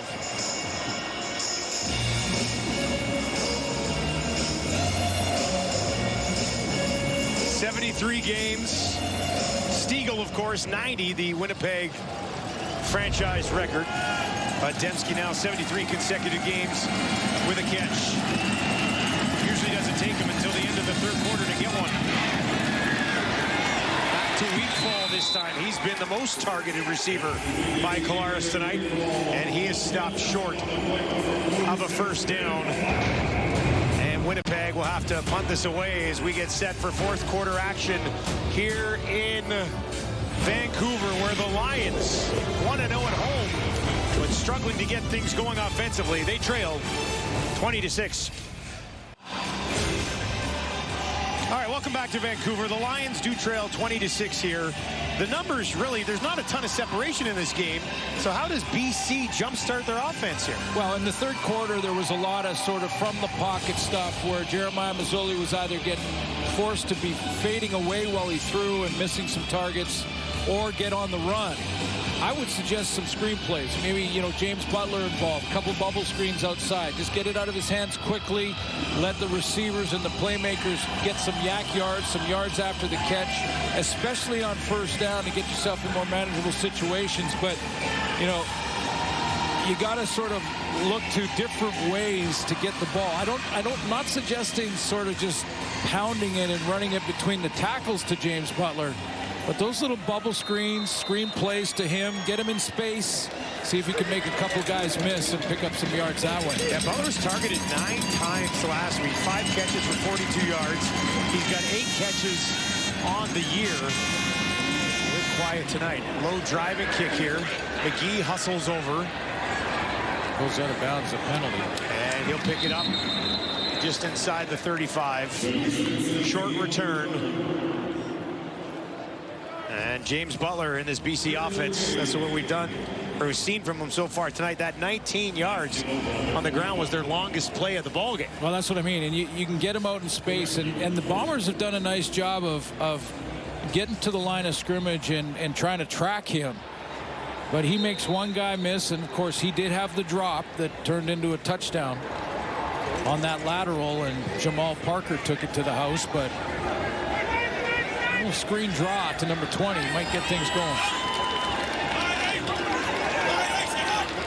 Start on their own 38. They do get it to Butler, and he pushes ahead for about half of what they need, and it'll be a manageable second down for Mazzoli. I like the Lions bringing Butler back. Yeah, went out to Hamilton. Greg Bell basically took that job away from him out there, and he said he had a great relationship with Greg Bell when we chatted with Butler a couple of weeks ago, but he was a great fit here with the BC Lions. Back in 22, yeah, Nathan Rourke arrived on the scene. A great 1-2 punch. In fact, they used Butler, as I just suggested, on those little swing passes and screen passes a bunch. 2nd and 5 here. Butler out in the flat to the left of Mazzoli. Mazzoli's going to throw one deep, up for grabs. Did he get it? Yep. He did. Ridiculous stuff from Keon Hatcher, and the Lions have out some life. They just got it.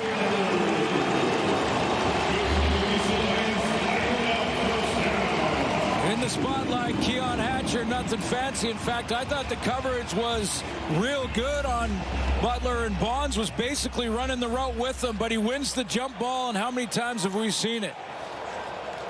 Oh, What a catch. What are you supposed to do if you're Bonds and Parker? Well, Parker was right there too. Yeah, Jamal Parker working with Bonds to try and get it out of there. Back in 2023, Hatcher, 15 contested catches, most in the league, and he just went up and got that one. Now they'll get it out. Eberhardt. Pat McInnes trying to set up a bit of a screen for him. Positive play on first down. Bubble screen. Yeah. So it doesn't just have to go to James Parker, but you go to a bubble screen like that. It's a real quick throw for Jeremiah Mazzoli. Some nice yak yards on first down afterwards to get into second and short. Man, that Hatcher catch was so impressive because Bonds and Parker both had great games. And both those guys have been outstanding tonight. Parker especially on a roll. 7 yards to Eberhardt, 2nd and 3 for the Lions. Mazzoli gets this one away quickly, really zipped that one in there, didn't he? And Jermaine Jackson was able to hang on. He was thrown back, but didn't matter. They've got the first down, and the Lions continue to march. Someone just went down. After the fact, it was a quick play action throw on the slant from Jeremiah Mazzoli, but right after that play, one of the Lions linemen went down. He would walk towards the sideline. Dejon Allen. That's a big one for the BC Lions. Their biggest acquisition of the offseason remains down.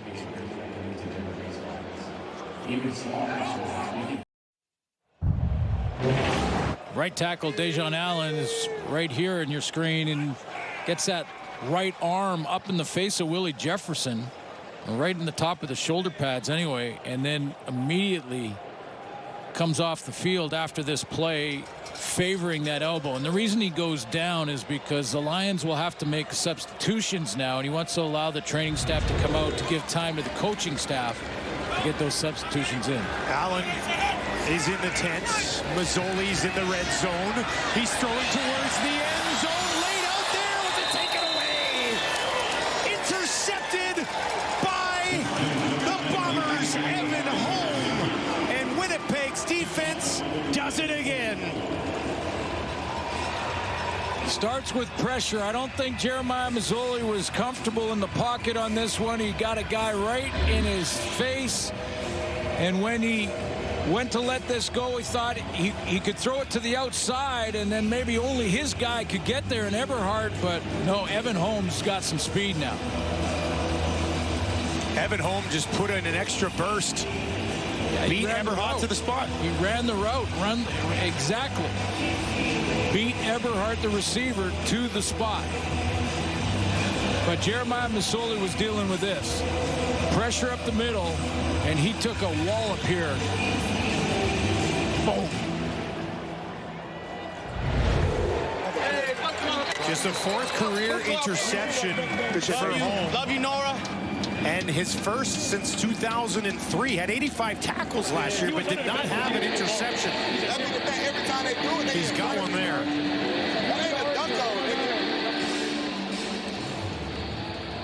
Buck Pierce was talking to the officials. BC is challenging the ruling of the previous play of an interception. The play will be reviewed. All right, so they're ruling if it was, in fact, an interception. This is not the challenging of a penalty. They're ruling if, I guess, this catch was made by Holm. We'll give you a slow-mo look at it coming into your living room.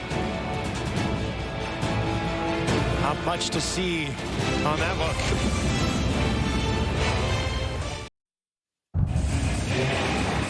Well, I'm with you, Dustin. It looked like Evan Holm had this. However, do you see the ball touch the turf right there? Let's see what this ruling is. After review, the ruling on the field stands. BC will be charged their last timeout. Yeah, that first down, Winnipeg. That right arm was locked in. He had control as he went down to the ground. Now, you can't use the turf to help you catch it, but if you've got control of the football as you're going down and the ball just happens to drag across it, you still have control. Yeah, and when that ball did hit it didn't move at all. He had it secured in his arm. Now Collaros right away down the field, drops it in there at the 35. It's a big one to Wheatfall.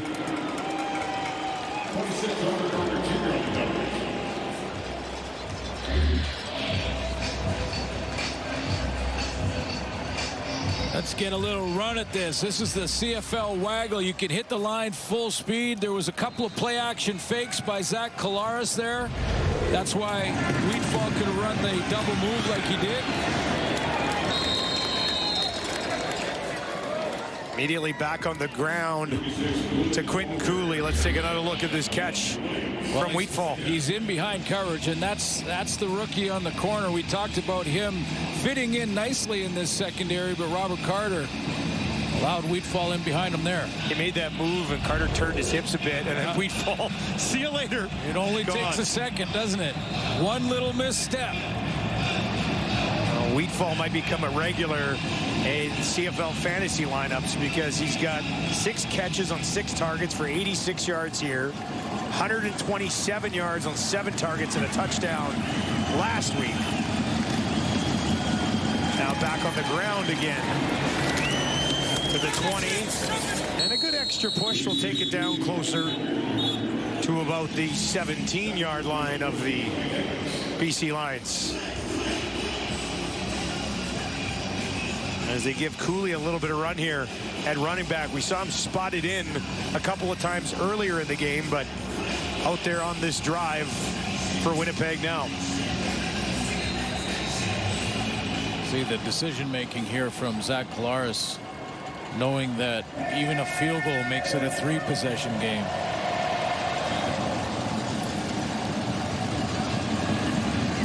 Cooley stands in to the right of Collaros. He's got 3 options, wide side right, look to the left, now over the middle, dumps it off. Jarrett Stearns down inside the 5 for a first down for Winnipeg.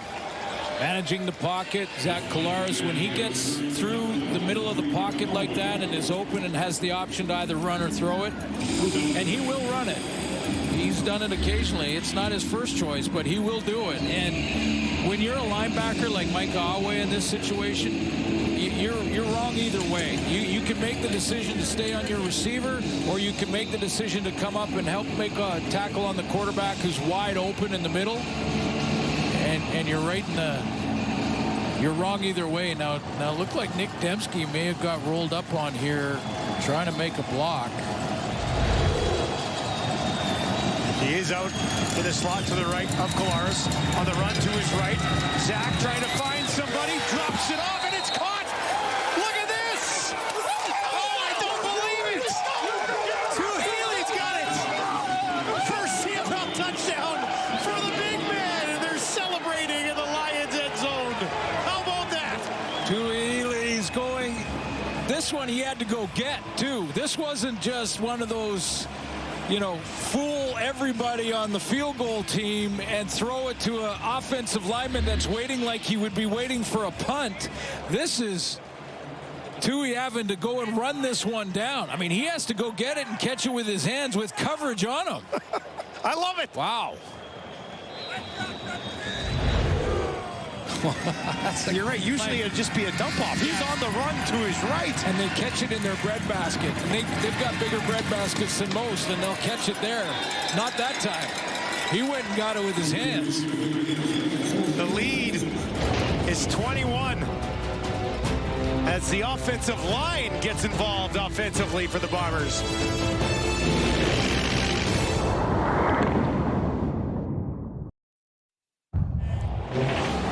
Here's Ely, the tight end, and he's just going to push to the flat. Now take a look at the bind that Deontay Williams is in, because once Zach Collaros is outside of containment, now if he goes up on Zach to make that tackle, easier throw. If he stays back in coverage, then Zach just runs it in for a touchdown. So again, you're caught between, do I take the quarterback? Do I stay in coverage? You're wrong either way because the quarterback makes the opposite decision. Touchdown Bombers. 27-6. McGee on the return, one of his better ones of the night. Pushes it all the way out to the 40-yard line. And another target for Zach Collaros, just what he needs. Hey, Suits? God is so good. God is so good. Well, I just, that was Jason Hogan going deep into the playbook there. I mean, that is... I think what they say is Jason Hogan was cooking. Yeah. Yeah, that's what they say, right? That's representing no lineman right there. Really great hands.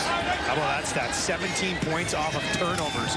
Mazzoli down the field, lays it up there. Jackson went to get it. He's only 5'7", but it's broken up.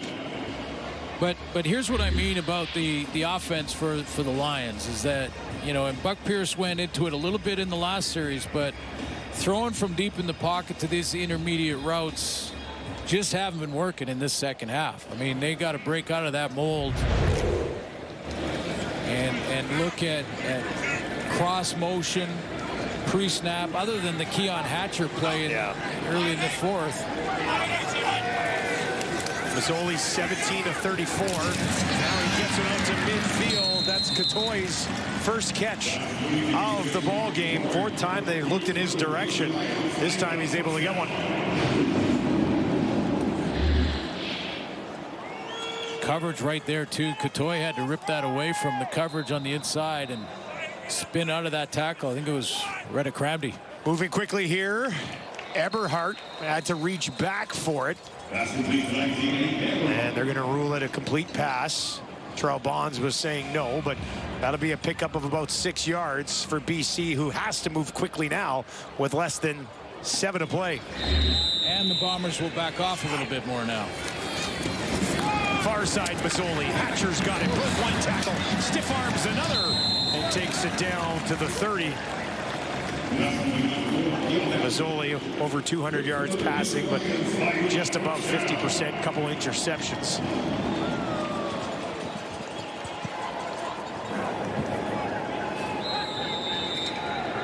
McKinnis and Hatcher to the top of your screen.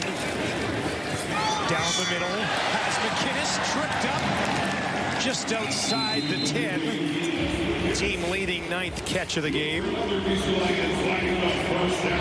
BC hoping to punch one in here.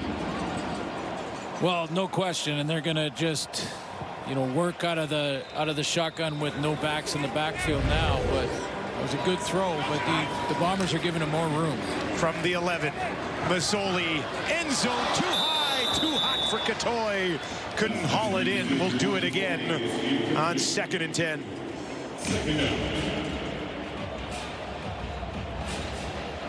Play 3-down football now. Oh, yeah. Definitely down in this end for sure.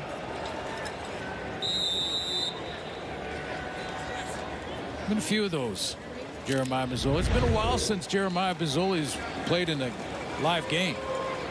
I'm giving him an alibi, but I think reasonably to understand some rust might be there. Bombers going to show some heat. They bring it. Gets it away. Oh, Jackson's pop. Look out. That's got to hurt. Marquise Bridges there to blow him up. Make you earn it. They make you earn it. There's no bus.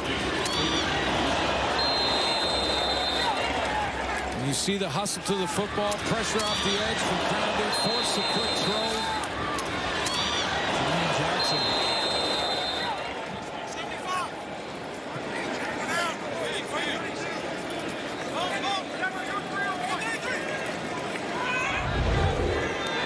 All right, 3rd and 8 from the Winnipeg 9 for Mazzoli. End zone shot, too high.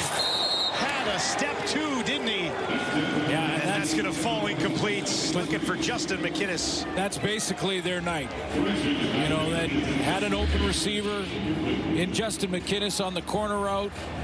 Mazzoli has pretty good time in the pocket here. Very good time, as a matter of fact, and just misses his target.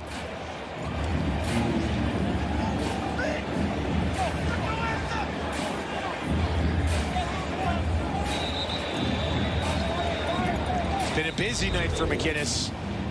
Really could have used that one. Instead, it'll be a turnover on downs.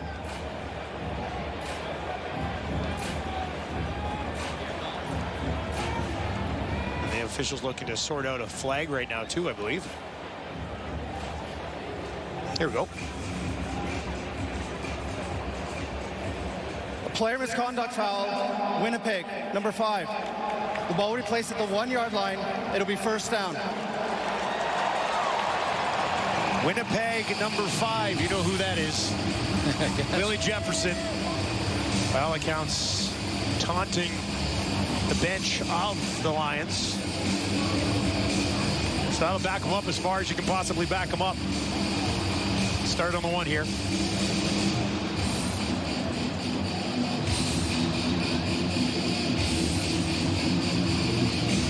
They win last week with Strevler. Looking to do the same with Collaros, who's 18-24 for 170 yards, 2 touchdowns, and an interception of his own. Peterson stands in now, a couple steps to his QB's right. And they'll give it to him, and he pushes it out. Little bit of breathing room before he's driven back into the end zone. 4.5 to play in Vancouver. Yeah, if you're a BC Lion fan, you're looking at, Farhan mentioned in the first quarter that there's a pretty good chance that Nathan Rourke will be back in the lineup next week. They have Edmonton, and the BC Lions were starting the season with 4 Western opponents. Edmonton out of the gate, where Nathan threw for over 300 yards in that one here at home, and then the back-to-back Winnipeg, Saskatchewan next up on the schedule for the BC Lions. And BC was one of 2 teams to actually throw for 300 yards in each of their first 2 games. Hamilton with Bo Levi the other. So if they can get Rourke ready and healthy for a big one against the Riders, that'll be next Saturday. Winnipeg in action on Thursday. Multiple flags looking for Schoen. He's pushed out of bounds, incomplete anyway.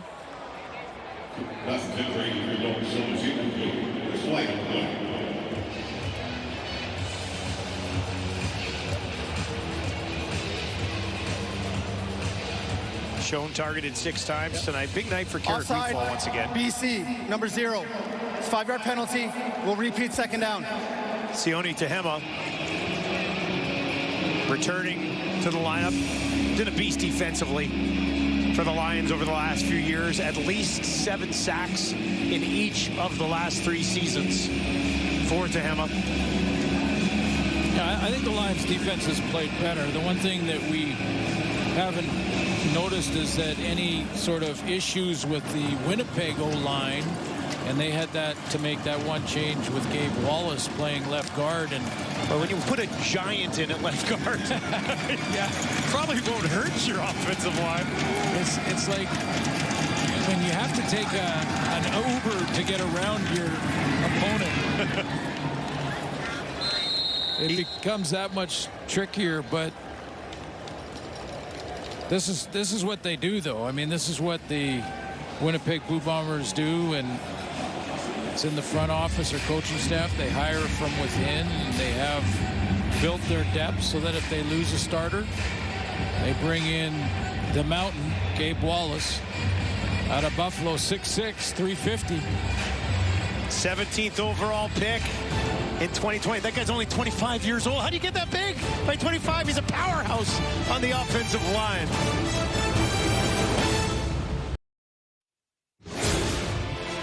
Well, season's flying by. We're already to week 4 coming up. Elks will open up against the Bombers in Winnipeg. Alouettes and Tiger Cats in an all-East affair for Friday Night Football.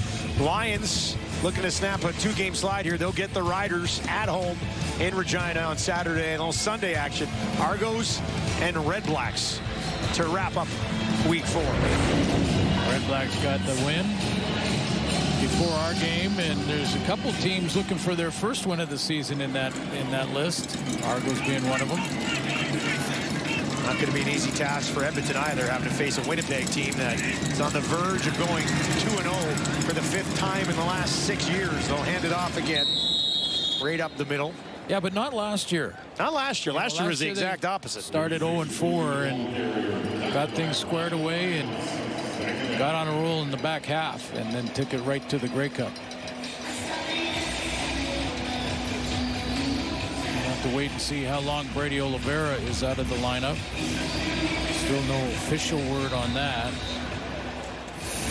He was just put on the 1 game.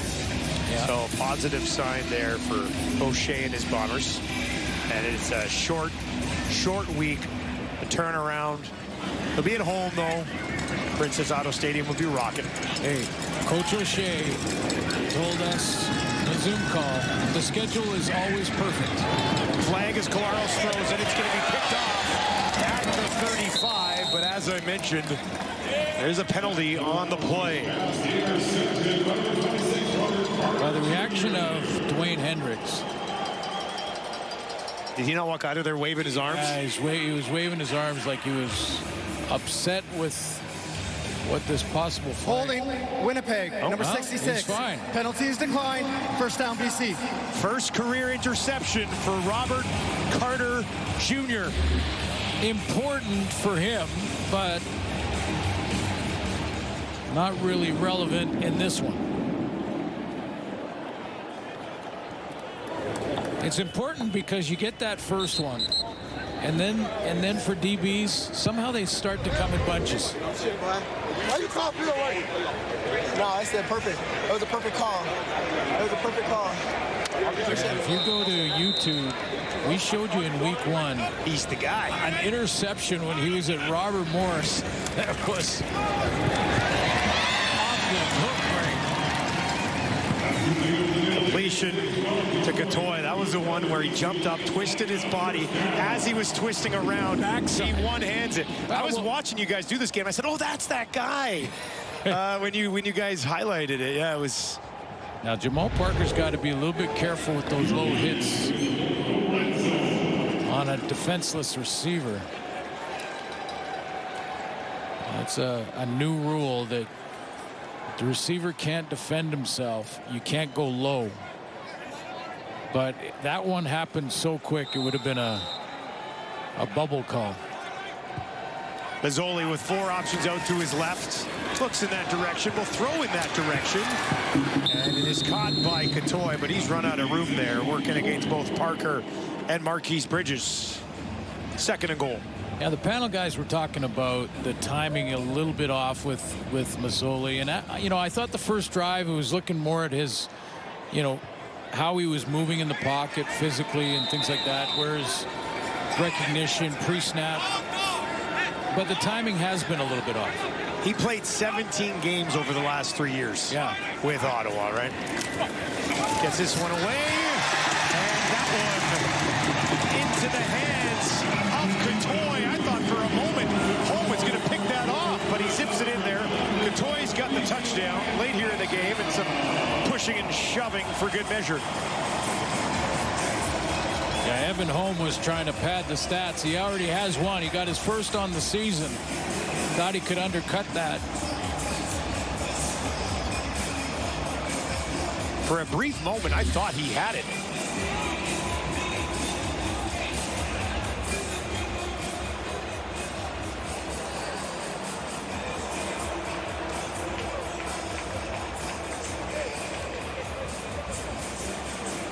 Catoy had to be ready. Close, yeah. He's got it. One of the officials, I believe, is being tended to.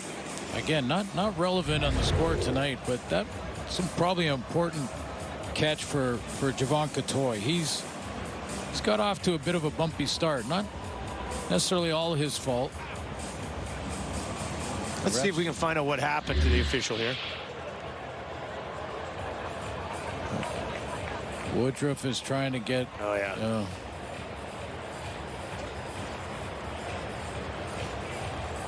That's the umpire, Kyle Ikulik. Yeah, that's. As soon as you catch it, every time it's right there on your way. So Catoy with the touchdown. He's got 51 yards on 4 catches.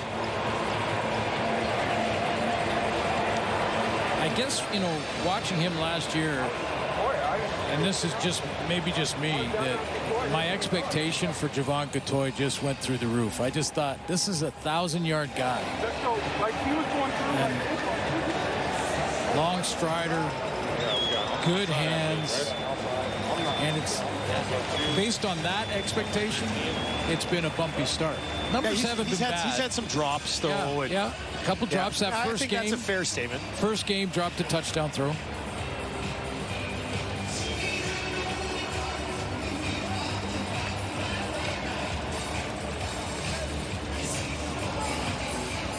All right, we've got ejections here. A couple of ejections. We believe it's going to be Willie Jefferson. His second misconduct foul. Right, a second. And then that's automatic. Woodruff for abuse of an official. And it doesn't matter if it was an accident. So the officials continue to sort this out. We believe that is what is going to come out of this. So it'll be the end of the night for Willie Jefferson and Corey Woodruff. Woodruff was the guy who moved over from left guard to right tackle when they lost Dejon Allen. Yeah, and remember, Willie Jefferson had got that penalty, something he said. Yeah, I believe he's taunting the Lions sideline earlier here in the quarter.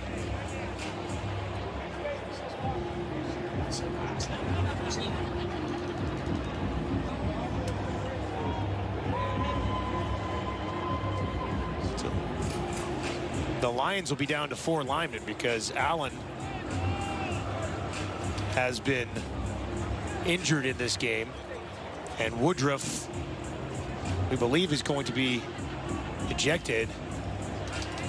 Is that Tibu Tabaye putting on a different jersey? Yeah, he's going to go with number 55 and is the emergency O-lineman because they're both gone. Willie waving goodbye here at BC Place. Final meeting of the season between these two teams. Series won by the Bombers. And won convincingly. Yep. You know, I mean, work to do for Buck Pierce and his group. Of course, we talked about Nathan Warwick, possibility of him returning, but Michael O'Shea, this whole discussion on O'Shea's squad getting older, you just might as well put that to bed. Well, I think they've inserted some. All right, there are 2 post-play fouls on the previous play. There we go. We have a player misconduct foul against Winnipeg number 5. That is the second misconduct foul of the game. Number 5, Winnipeg, is disqualified. We also have a disqualification against BC number 64 for physical abuse of official. The net 10 yards will be applied on the kickoff. All right. Our referee, Justin McInnes, sorting it out nicely. Yeah, well announced. But this Bomber team, let's remember they lost Kenny Lawler, Wolotarski, Ontario Wilson.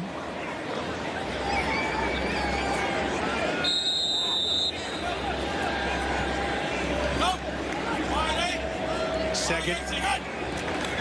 Couple guys on defense. Push it in. Butler gets it done.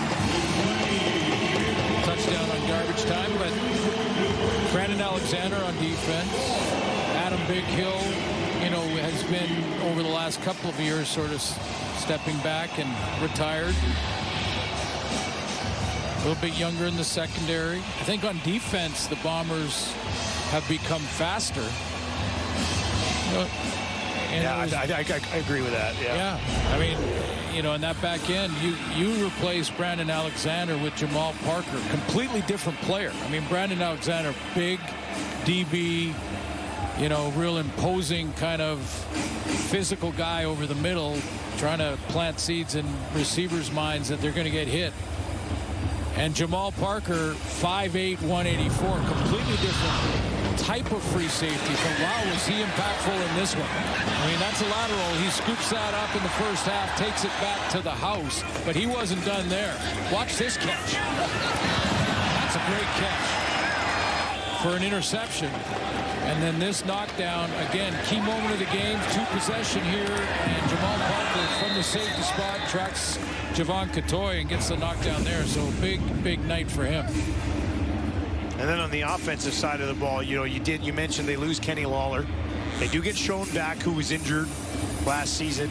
And this Carrick Wheatfall gives me like young Kenny Lawler vibes. Kenny Lawler's amazing. Don't get me wrong. I'm not trying to compare them, but he moves smoothly like Kenny Lawler does. Yeah, so I think there's a lot of potential, I guess, is what I'm saying with Carrick Wheatfall. Yeah, Carrick Wheatfall can blow the top off the defense.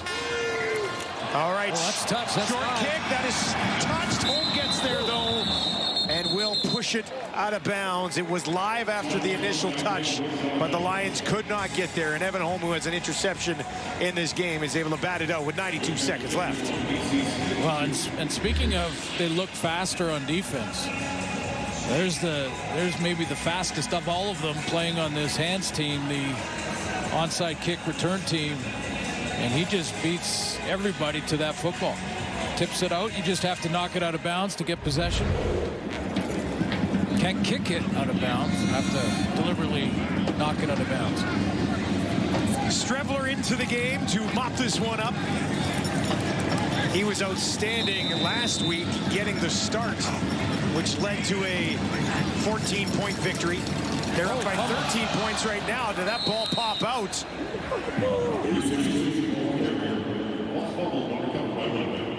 They managed to hang on to it, but that was a little disjointed, wasn't it? Little one bouncer right back up to him. Would have been a tough bounce in your first CFL game for Quentin Cooley, who's got 6 carries, 33 yards. So the Bombers have Alberta next couple weeks before their next bye. Yeah, I don't know if the rest of the West or the entire league really wants to hear me say it, but Winnipeg looks really good again. Yep. Back to Cooley again, and look at that. Low center of gravity, just pushing through everyone to pick up a first down. Darn close to one if he didn't get it. Yeah, and then comes down to the spot, but he was right there. And it is, in fact, a Winnipeg first down. And Zach Collaros, a good game because he, in the first half, was aggressive, got that lead, and then managed the game nicely in the second half. Mixed it in, and the reputation is intact as far as I'm concerned, and always will be. His suspension, that's an old story now. We can let that go because he missed a phone call in the offseason, and that's really all it came down to. He's not ever tested positive and been tested many times, so we can put that to bed and move on. They've got their starter and leader back. You could tell he was excited on his pregame hit with Farhan, like just the smile on his face. Yeah. He was ready to go. It's great to be back with my teammates. It's a great group. This is a beautiful city. Let's go play. 200 career touchdowns. Yeah. Now for Collaros, he hit that tonight, and this will be his 50th victory as a starting quarterback of the Winnipeg Blue Bombers. It's his backup, Chris Strevler, who, by the way, also led the team to a victory last week against these BC Lions. On the positive side for the Lions tonight, you don't have to play Winnipeg again this season. But you want to play them if you you'd like to get them in the playoffs, get them in the playoffs. Now, we're not seeding any teams in the playoffs just yet in week 3, but that'll do it. Convincing victory for the Bombers, 27-14, the final. Collaros, win number 50 for this club. And it really was never in doubt, was it? No. And Michael O'Shea moves up the wins list for head coach of the Winnipeg Blue Bombers. Jeremiah Mazzoli had some rust, but still was an excellent signing, not only to help with the development of Nathan Rourke in his young journey, but to have a veteran behind him just in case. So, as reported earlier, Rourke likely back next week. We'll see how he does in practice. Dembski did extend his streak, now a catch in 73 consecutive games. Had just the one tonight. That's all you need to keep a streak alive. Winnipeg Blue Bombers keeping a streak alive as well. They've won 4 in a row against the BC Lions. Zach Collaros is back, and he picked up right where he left off. 2 touchdowns for Collaros as the Bombers will head home to host Edmonton. Winnipeg, a 2-0 start for the 5th time in the last 6 years. Convincingly tonight over the Lions. Sports Center is next.